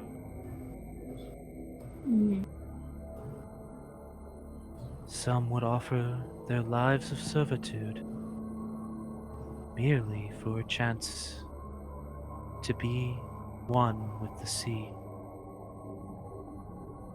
And the next painting is of the chest being pulled away into this bottomless abyss of a pool within this alcove. And you get, looking at the painting, you get a weird sense of...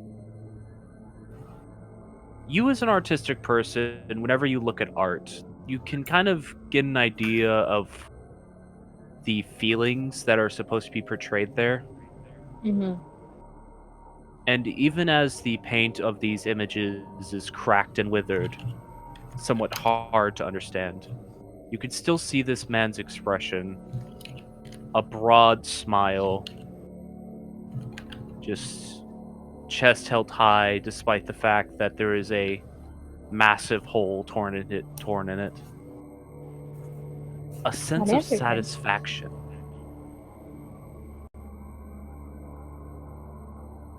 Oh, What'd you say? sorry. I'm sorry. Keta kind of looking kind of intently at the painting and looks over at Madame Ella and goes, someone answered him then. Someone answered the call. Indeed. The sailor of the undying heart. Which I think is the actual name, and I think I might have said it wrong before because I'm tired. It's okay. He was one of the greatest captains to ever helm the oceans before the age of civilization came. For he truly gave his life to the one he was in charge of.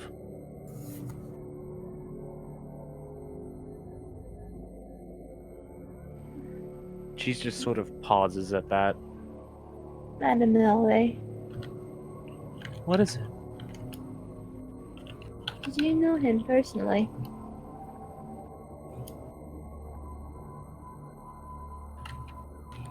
I was around at the time.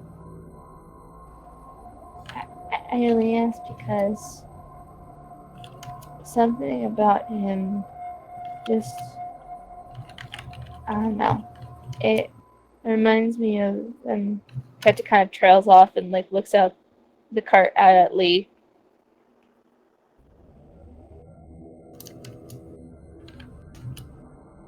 I don't know. Maybe. It's hard to say. Mm. Do you want to make an insight check on Elway again? Oh hell yeah! I feel the want for an insight check in your voice. 14.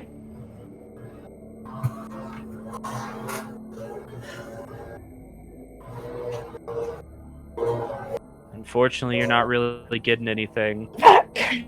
You just get the sense that, yeah, she was around at that period. From that, you get the sense that Elway may understand this feeling. Like, she might have had people for her that were like this.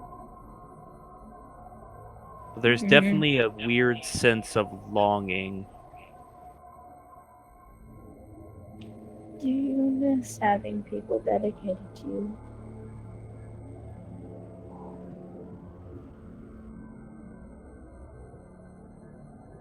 I miss having children. I miss taking care of little ones.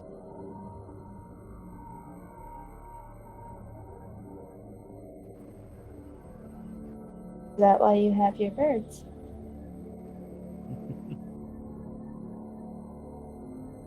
Something like that. Though in truth, they take care of me more than I take care of them. Oh, was that you kind of roboted when she was saying something? They take care of me as much as I take care of them. In my age, it's very hard to move.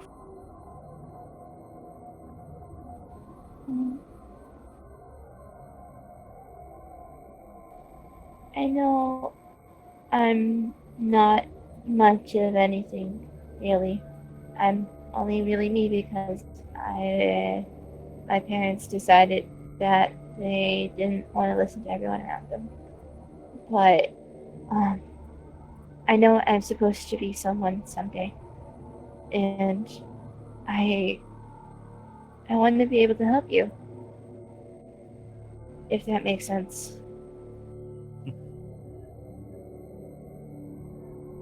Dear darling little one, And she slowly reaches up and puts a hand on your cheek. Her skin is weirdly cold, even in this heat. you couldn't help me even if you upended the world. I could It's certainly too try. lost. You'd lose a lot of loved ones if you did that. Don't go helping a single person when it means the world.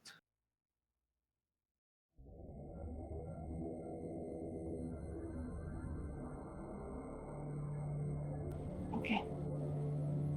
And Keto kind of put her hand over Madame Elway's. Promise.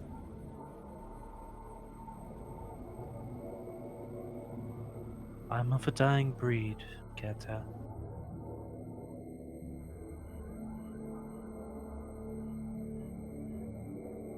dying breed that, once we're gone, I feel like a great war will come to this world.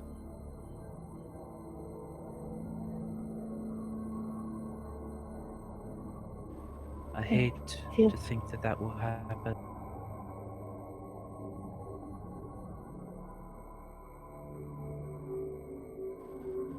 I am very young, but I feel war is impending soon, no matter what.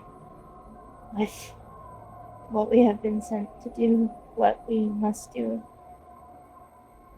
it is going to cause a great upset somewhere. Releasing himself, going to Hillhaven, a lot of things are going to happen. And I don't know if it's just my soul, but something inside of me says that I must be ready for something to happen. I don't know. I've had a moment of clarity in our time together.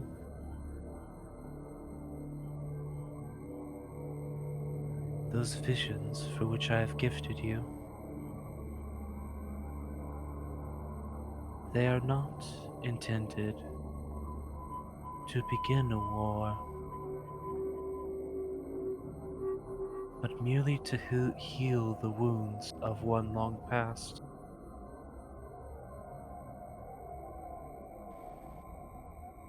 That is what I think, at least.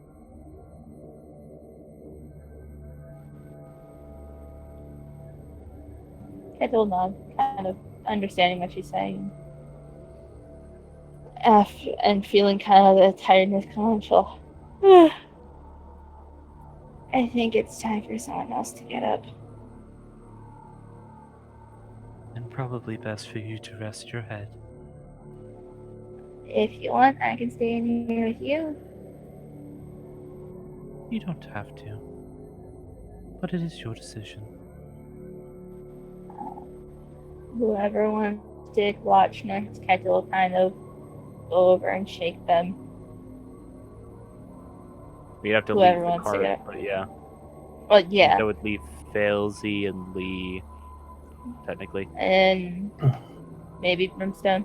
But Kettle would probably gather up whatever light blanket she had and kind of crawl up next to Madame Elway and fall asleep there. Alright. So who wakes up for the fourth and final watch? Fauzi would. Alright.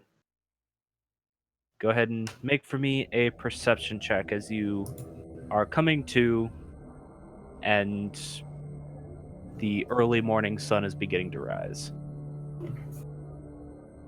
So perception.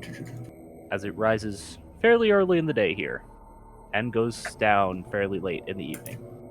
There's not a long night in this part of the world 14. because you guys are basically on the equator right now.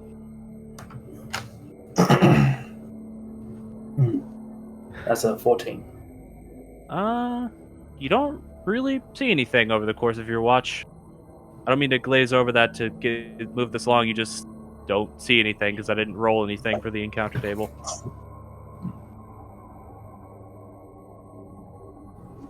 So yes, your watch goes by uneventfully, and everyone would start coming to at this point.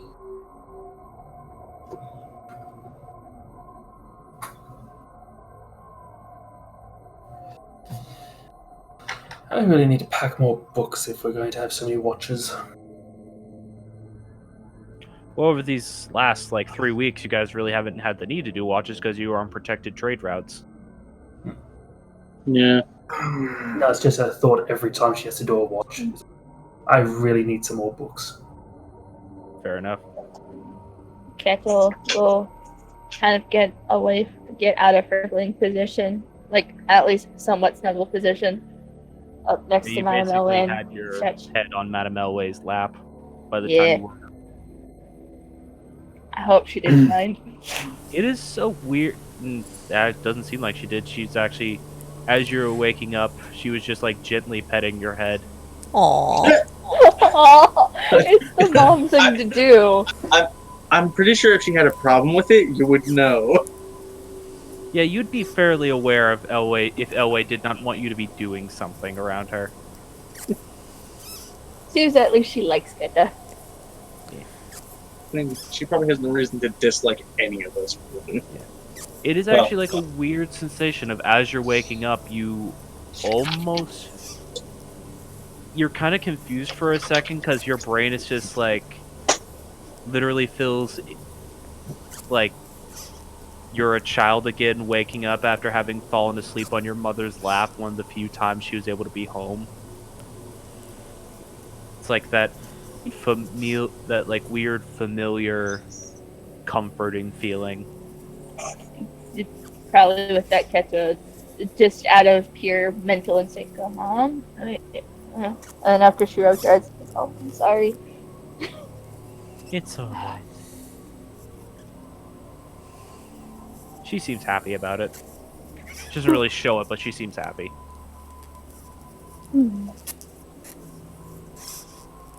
That's time for another day of travel. And she's dead. Keta has. Nope, that was Failsy. Oh, that was Failsy? Okay. And she's dead. Alright, so. Yes! You're... A thing, since, like, I did put it in text where you could see it, like, before climbing down off the wagon, could Morgan take a look at the patterns from up top? Yes, you could actually. That's pretty much, without having kept it a fly, that's more or less one of the only ways you could really see the pattern. Okay. I would assume Dravinche is probably going to look at it as well, Yeah. since you're both up there. Just Yeah, picturing Da Vinci just wake up, stretch out his arms, and I accidentally tap Morgan. Oh! Oh, you decide to come up here. Yeah, after watch. Let's see if maybe, I don't know, might be able to see the pattern better up here with daylight and all that. Yep. Naturally do have light we can see. Yep. Alright, so you guys look around the caravan, and you can make out the pattern now. It's a little bit faded because there has been some wind kicked up, but you could still more or less make out the whole of the pattern.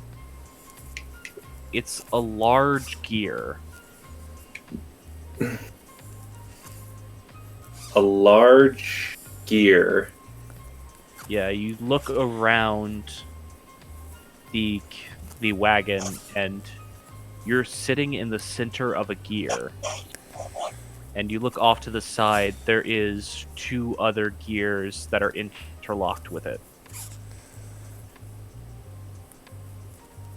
It's actually a symbol that you would recognize, Dravinche.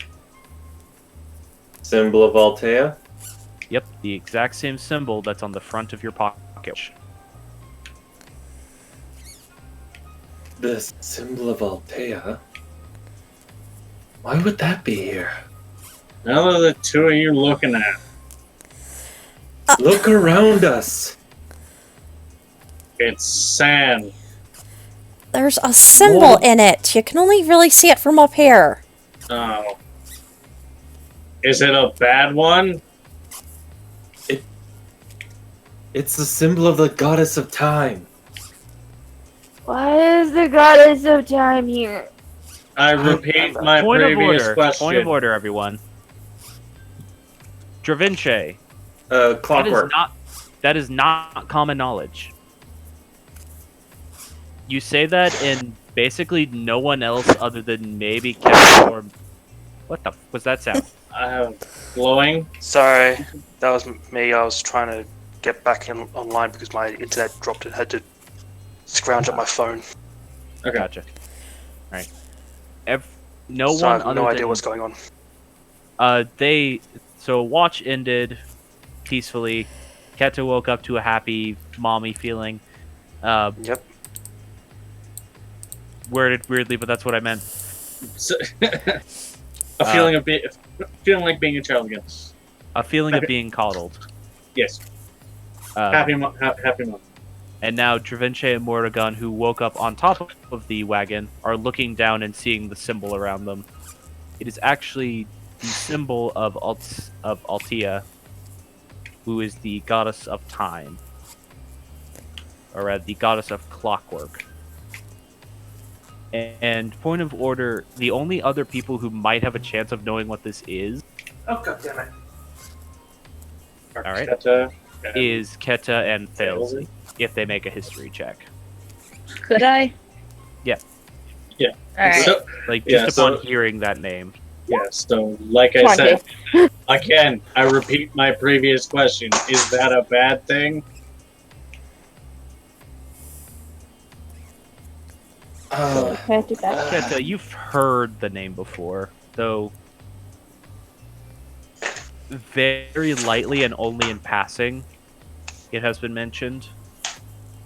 Mm. You know that to be the only god, like the only true, like, divine god that has ever died and not come back. Oh! Wait, what? Javante, What? you're telling me that a goddess who, or god, really, Goddess. Goddess. Deity. Deity. A deity who's supposed to have been died and not really come back, her symbols on the sand? Thalesy, you don't know anything about it.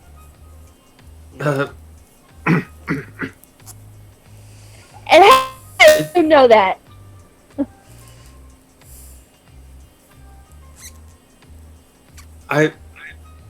I recognize her symbol from some traveling priests who have shown me. Insight. Make a deception check because there are no priests to this goddess. Can Keta roll an insight? Yes. Brimstone just okay, whatever. I don't care. He's lying. He's lying. Morgon definitely wants to have insight as well. He's Yeah, lying. given- Fails the insight. You Show me these priests. He's probably telling the truth. Brimstone's not rolling an insight because nobody's answering his question. Derventia, you better get your butt down here and explain what you know before I come up there and knock you off the caravan. Okay, if we move from the symbol, will it explode or do anything harmful? Just a giant glyph of warding. Yeah, I that's all Brimstone cares about. He doesn't care who this goddess is. Can I Arcana check for Brimstone's sanity? Sure.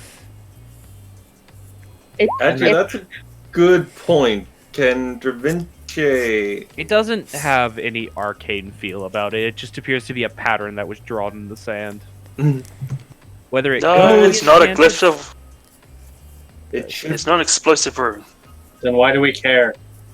Because the goddess is supposed to be dead, Brimstone. She isn't supposed to be coming. She didn't come back. It was the only goddess that did that. If you did that to Graham, he's probably most likely come back. That was the only guy that did that. And if this symbol is here, then something is wrong, and he's lying. Kenna gets so angry. I love the fact that she's also doing that while poking herself out the door of the caravan. No, at this point, she probably would have stepped fully out of the caravan to like look at the symbol.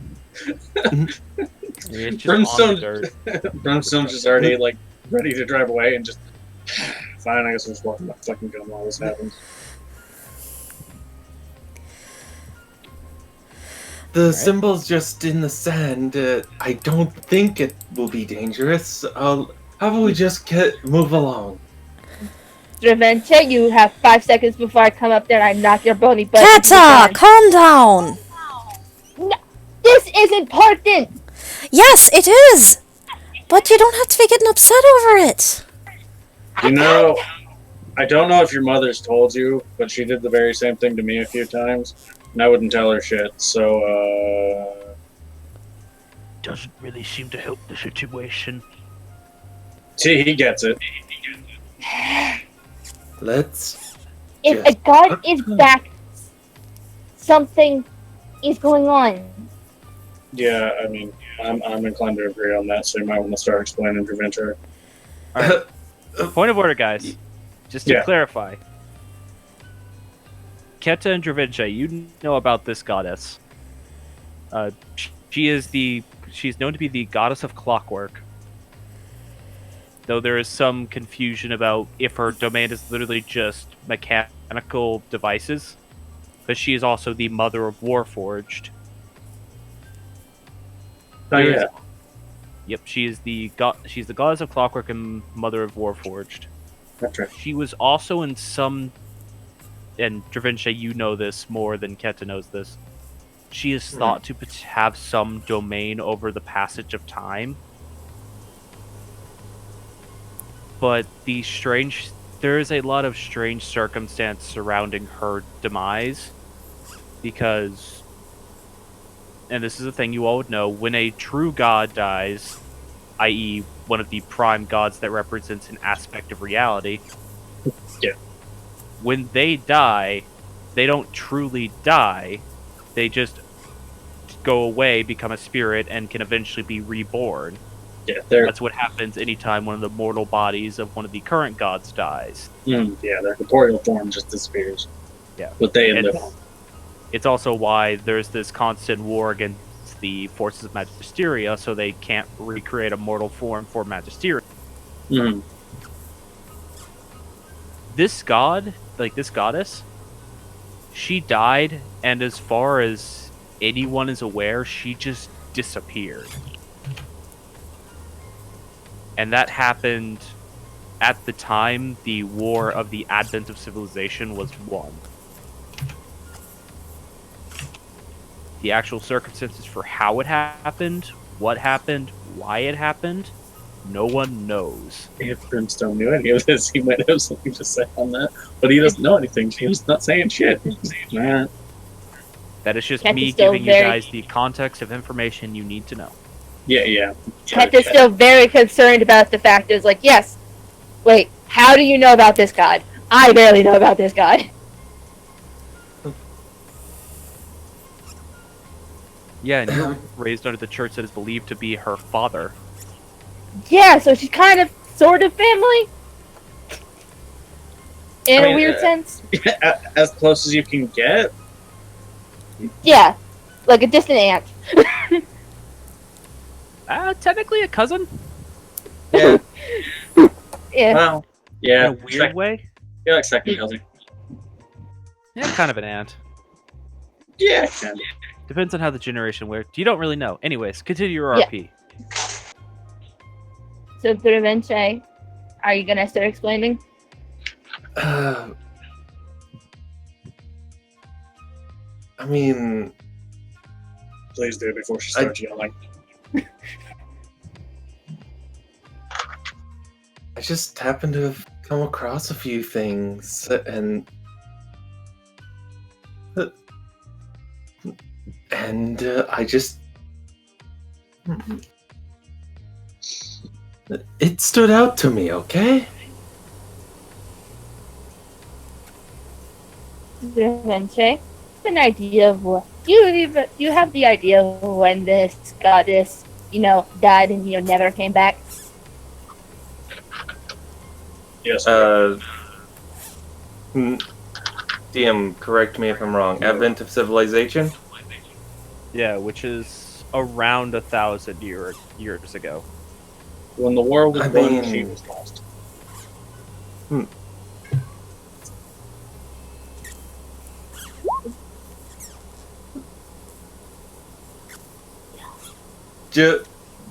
Just doing that to see if he would actually be willing to state it. I don't know. I didn't read that far. Dravenche. That would So be is it leaving that as, like- a deception check.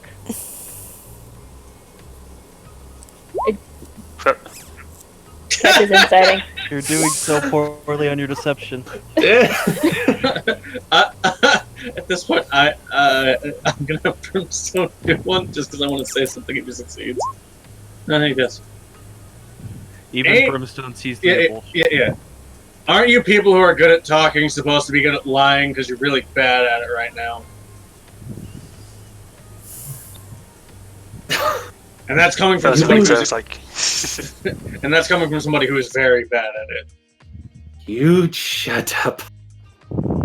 Cervenche, this goddess is kind of falls under the category of my grandfather. Okay, so I have some actual reason to worry about this since she's kind of distant. I guess you could say, and I don't know. I don't really follow with godly generations, but it's still worrying. The fact that it's just shown up here in the desert out of nowhere is also kind of worrying. Yeah! And if you know something, you're not telling me. I'm I don't imagining know the cart anything is about rolling this. along at this point.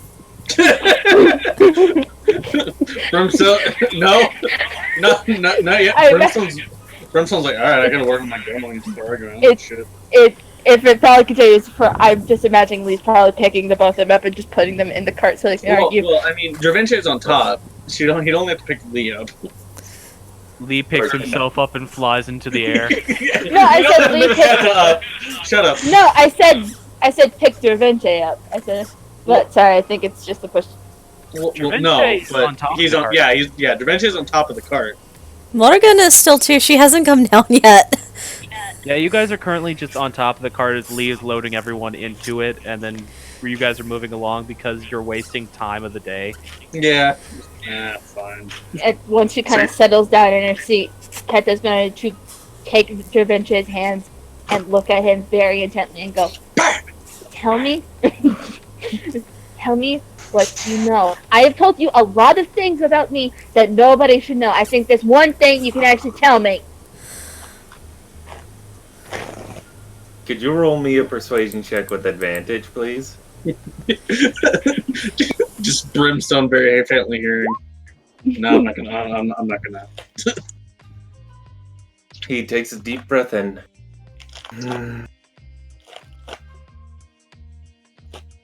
Okay, I may.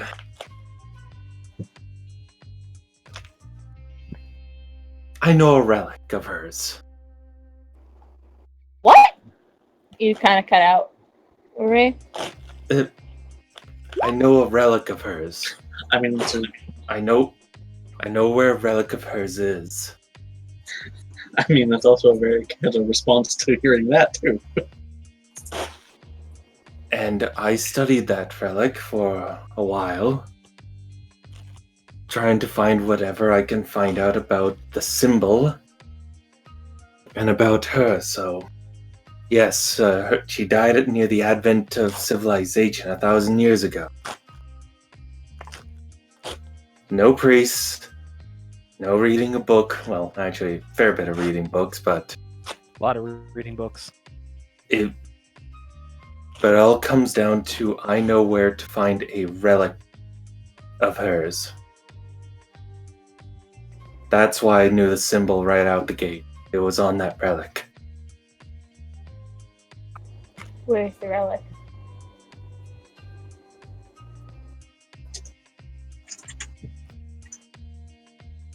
Vinci just kind of. No one else Look- hears it, but you just feel like the dull ticking in your back pocket. Yeah. Yeah, The- I don't have a working sheet, so I can't just switch over to his name and just hello. No, I know you're not.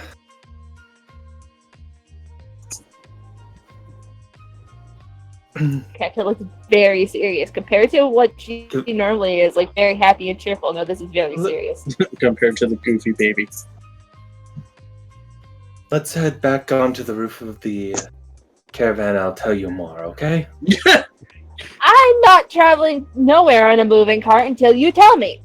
You guys are already on a moving cart. Yeah. Well, like, I mean, she means like getting on the roof. I don't know why you wouldn't get on the roof anyways. Okay. Make sure that people don't hear. Good. Fine. Someone who's not going to know about this Brimstone. Brimstone's not going to care. The-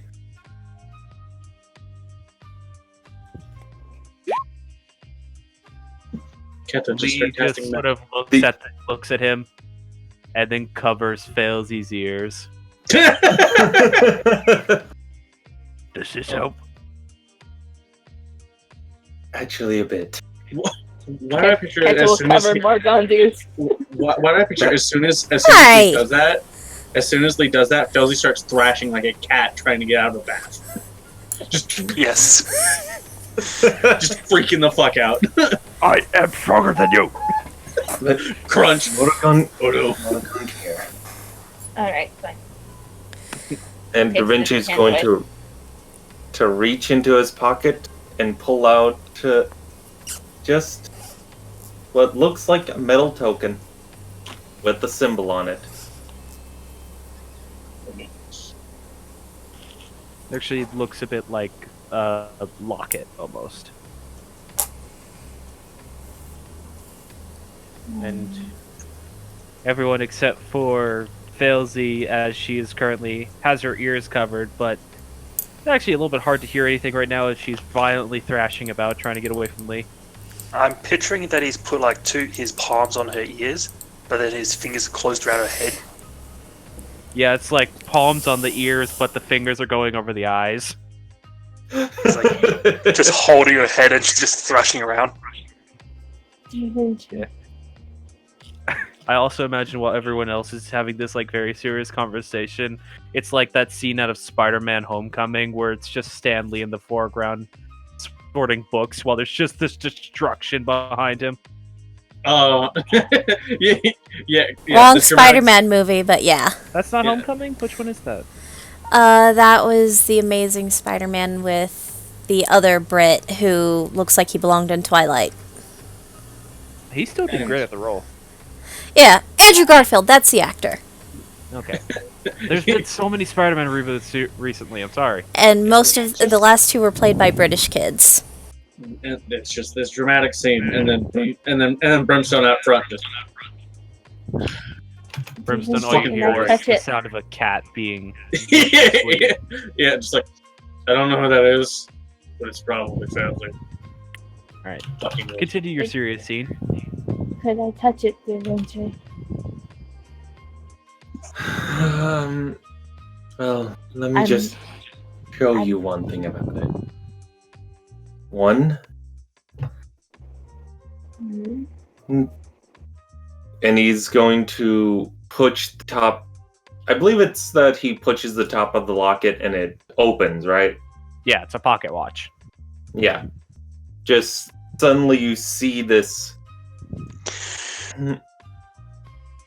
glass face with these two arrows on a circle. Well, Oh, important actually, thing to note, you they explain. know what a clock is. Yeah, Captain knows what the clock is. Yeah, it's just a Other clock. important thing to note is that does not only have one face inside of it.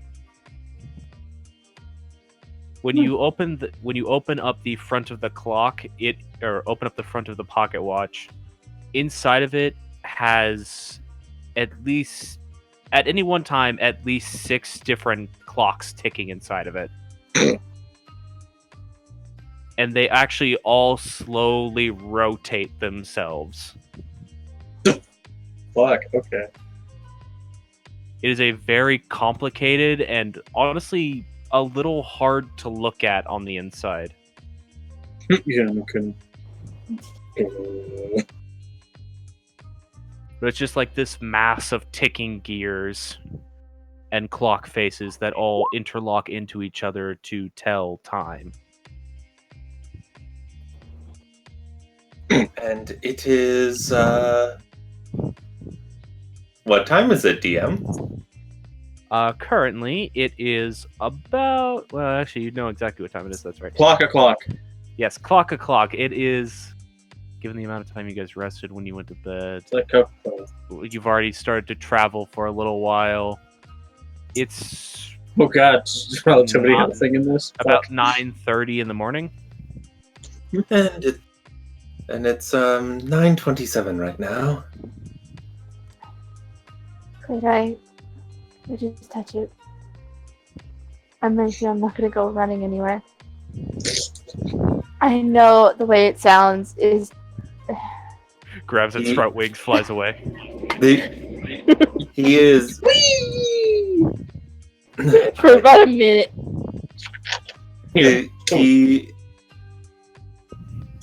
He appears very hesitant. Keta, I do trust you. Just that this is something very important.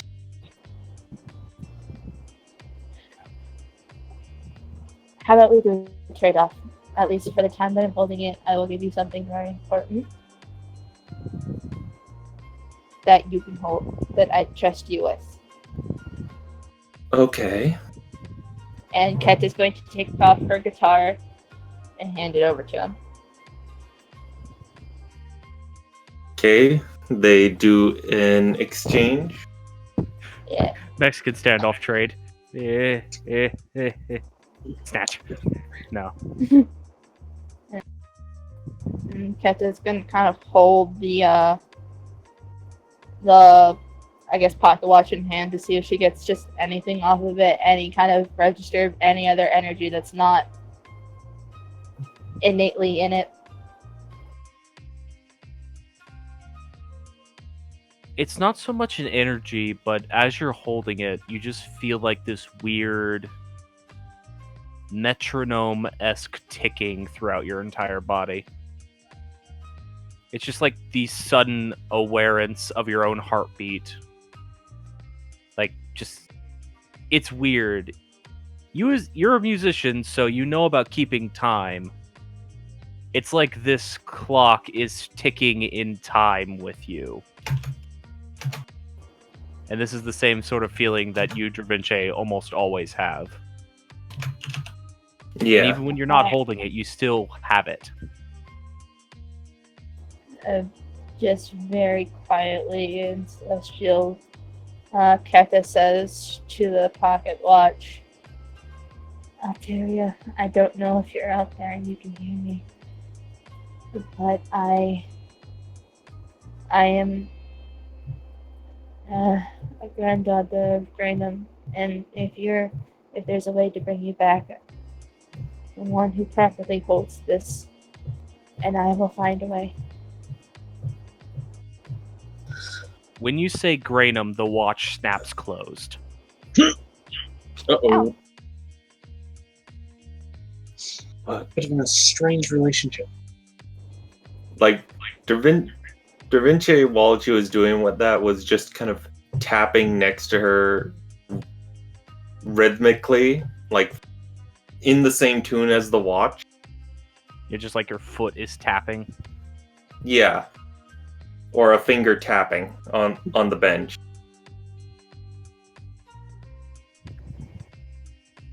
Yep. The perfect time of a metronome never leaves you. I think she might have a strained relationship with Graynham. She says as she kind of just hands it back to Then quit saying his Yeah, fucking name. And I'd Da Vinci recommend will- not saying his name. Well, it's not like I made a habit of saying it. Well, And I Da Vinci mean, will return the guitar. you're around me, so it's bound to happen anyway.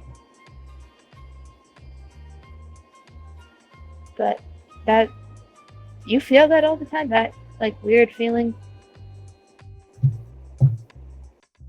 As he's holding it in one hand and his other hand's just tapping away. Yes. Yeah, you almost don't notice it anymore.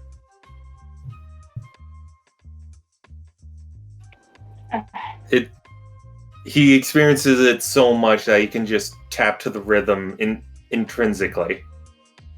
Yeah, Dravinche is a metronome at this point. And this would actually been part of what your teacher was telling you about giving you this device, is that this and things like it are the way you train to become what you are. She gave you a very special one, but like these devices that literally turn the body into an internal metronome Basically, so you can keep time even in the thickest of a fight. Like, it's important. That thing is weird. I do music, but that is weird. Do you put it away, Dravinci? Yes, he does put it away and then signals to Lee of, okay, you can let her go now. You can stop suffocating her. I haven't been holding her mouth, but she has been my pinky 7 times. Why do I feel like the whole time she's been hissing? I will melt your hands off next time! No, you won't. Well, Dravinci didn't audibly say it. It was just more like hand wave of, okay, let her go. Yeah. yeah. She's been swearing in Snake the whole time. She knows a lot of languages. I know, but I picture when she's stressed, it just reverts back to whatever language the Yuan-Ti use. Draconic, Felzy technically, I spits think? in it. Yeah, so snake speech, Felzy basically. spits and melts a hole in the bottom of the carriage.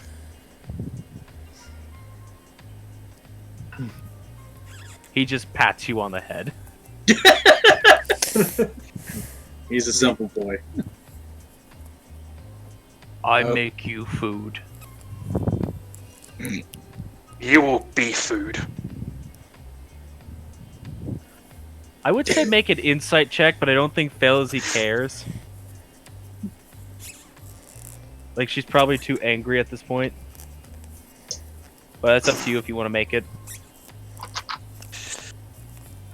Insight check for what? Lee saying, I make you food.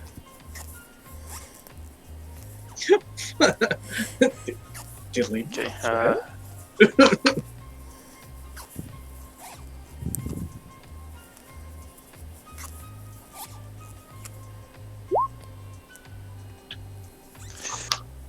It feels weirdly like a threat, and due to his intimidation roll, you feel weirdly threatened. So you got a total 20 on intimidation roll. Oh shit! I make your food. It's like you threaten his life, and he responds with that. I mean, he's got his priorities straight. I guess.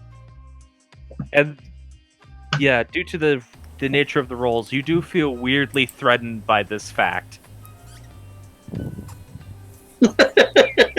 I will eat your hands. Well, Stop. I quite like his hands right there. Please don't eat them. If you have a hankering for hands, we can try to satisfy it.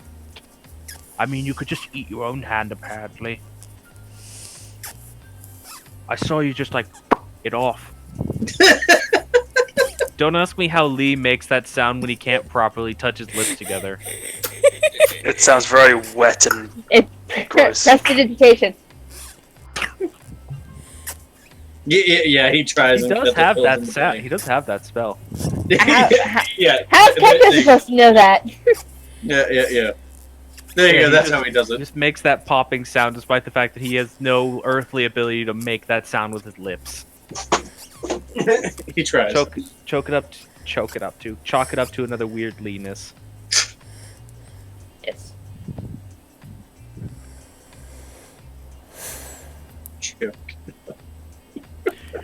Anyways. Nope, no kidding me. I say no to the death. If you kill him, then I kill you, Felzy. Get that straight? Fuck. She just glowers at everyone. At this point, I wish there was like an eye slot just from some. Fuck's going on in there? I mean, it's a gypsy wagon, basically, so there probably is. It's like a hole. It's a hole that like you can probably stick your hand through. But Well, yeah. It's actually like the front of the wagon probably just can be opened up like a door, so you can walk in and out of the front. No, yeah, I guess that makes sense. So you literally just like throw open the door. You're like, what's going on? Yeah.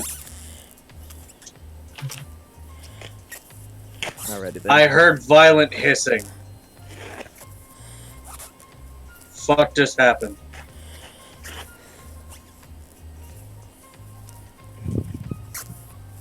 I kept Felzy from learning about mystical, magical things.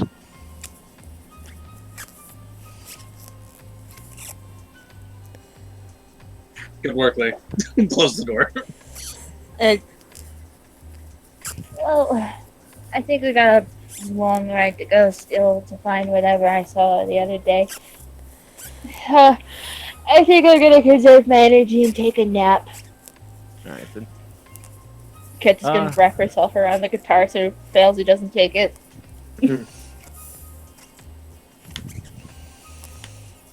Yep. As far as Failsy is concerned, Da Vinci knows the location of a godly relic. She will have to interrogate it out of him somehow. I kept her from learning about things. Good work, Lee. Close the door. On that note, the rest of the day goes by uneventfully. And after you crest over the dunes that you're currently going across, and this is nearing the end of your day. Yeah, nearing the end of the day. The sand around you, there's a sort of gradient where it goes from red to purple, and ahead of you, where you can see a large temple in the distance. The sands are a brilliant azure blue. Okay, but why though? Because it's the Flagora Desert. Does Also Fails known recognize as- this temple? Yes, you do recognize the temple as the Temple Zamodus. Ah, so it's home. Yep, it's home. Well, yeah. Brimstone doesn't really know anything about this desert, so it's just like, okay, but why though? Oh, well, I was getting ready to say that before I Oh, sorry. told Felly his thing. But yes, it's the Flagora Desert, also known as the Desert of Rainbows.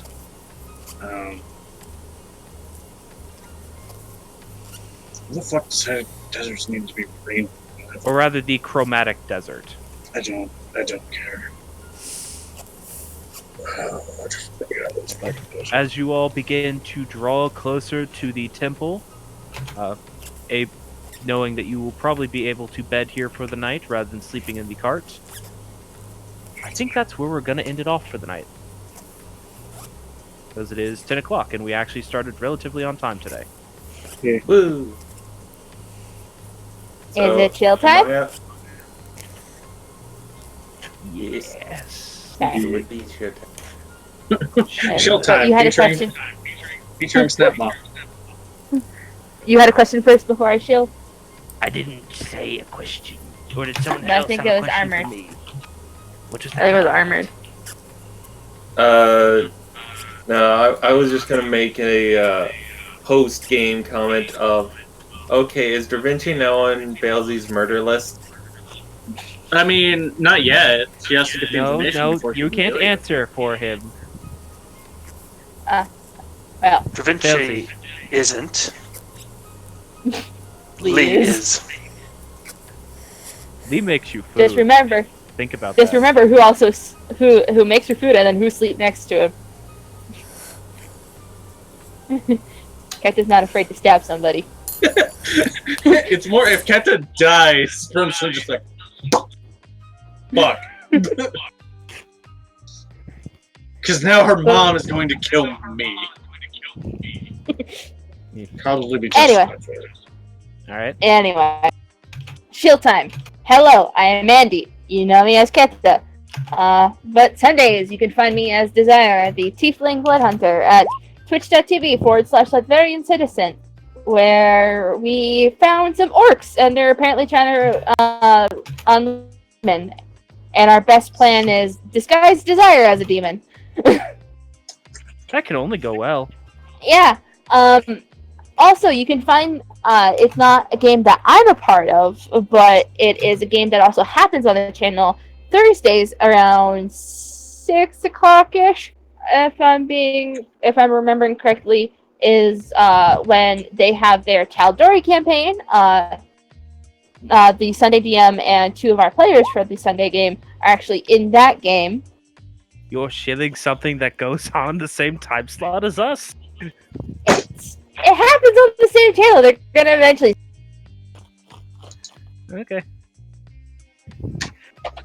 But anyway, that is my shilling.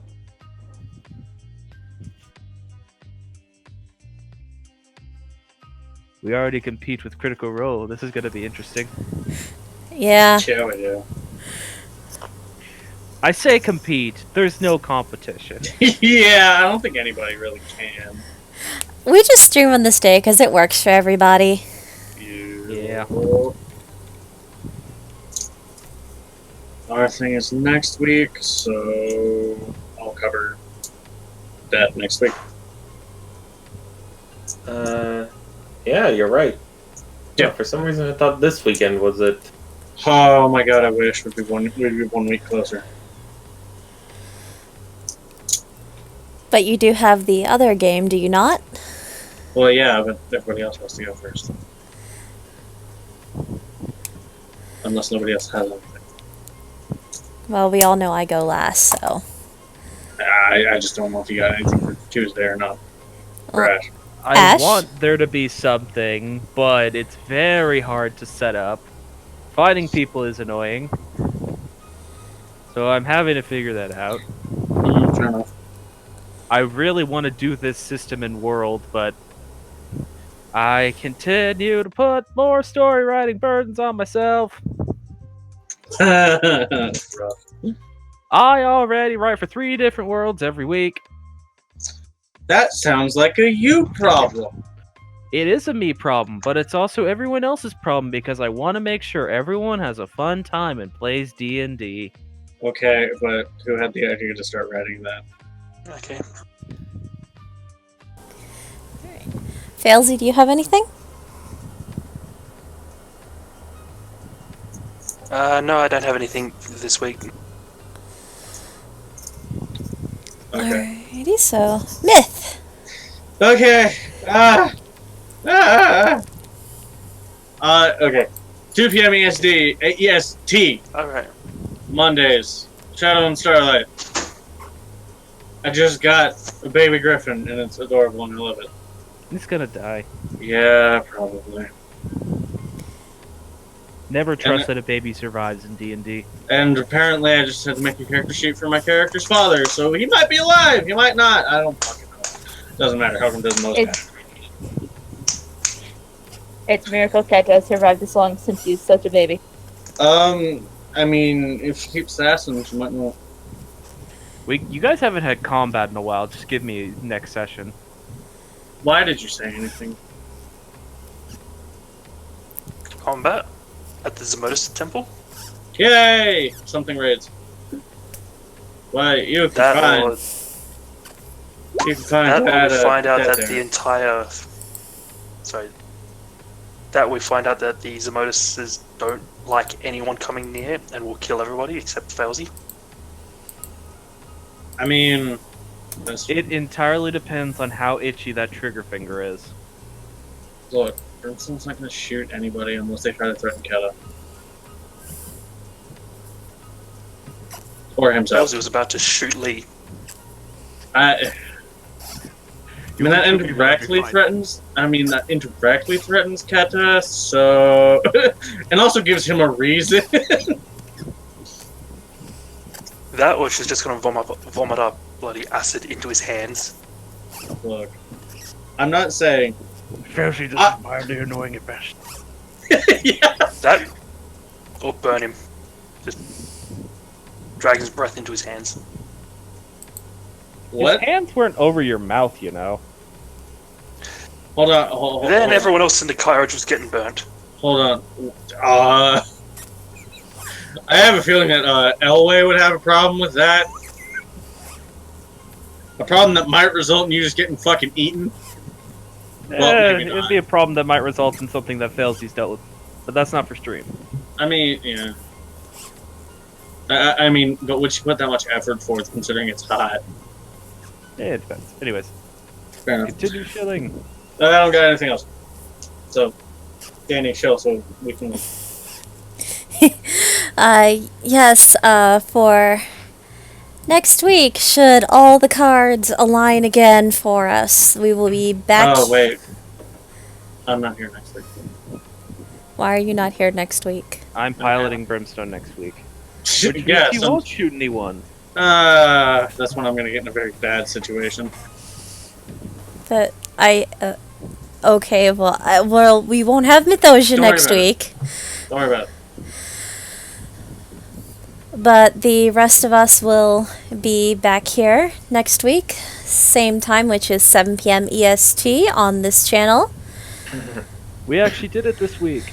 Yee, we got pretty And damn you'll close be to a- 7 p.m. And you'll be a sad Andy next week. Oh. You talk to me literally every day. Still be sad. You're Y'all are, you guys are cute. Now let me finish my shill. But we'll be back here next week, same time, same channel, should everything work out correctly, as it should. Same bat time, same bat channel. To continue the adventures of this motley crew. They're going to the snake sex temple. Oh god, why'd you have to put it that way? Woo!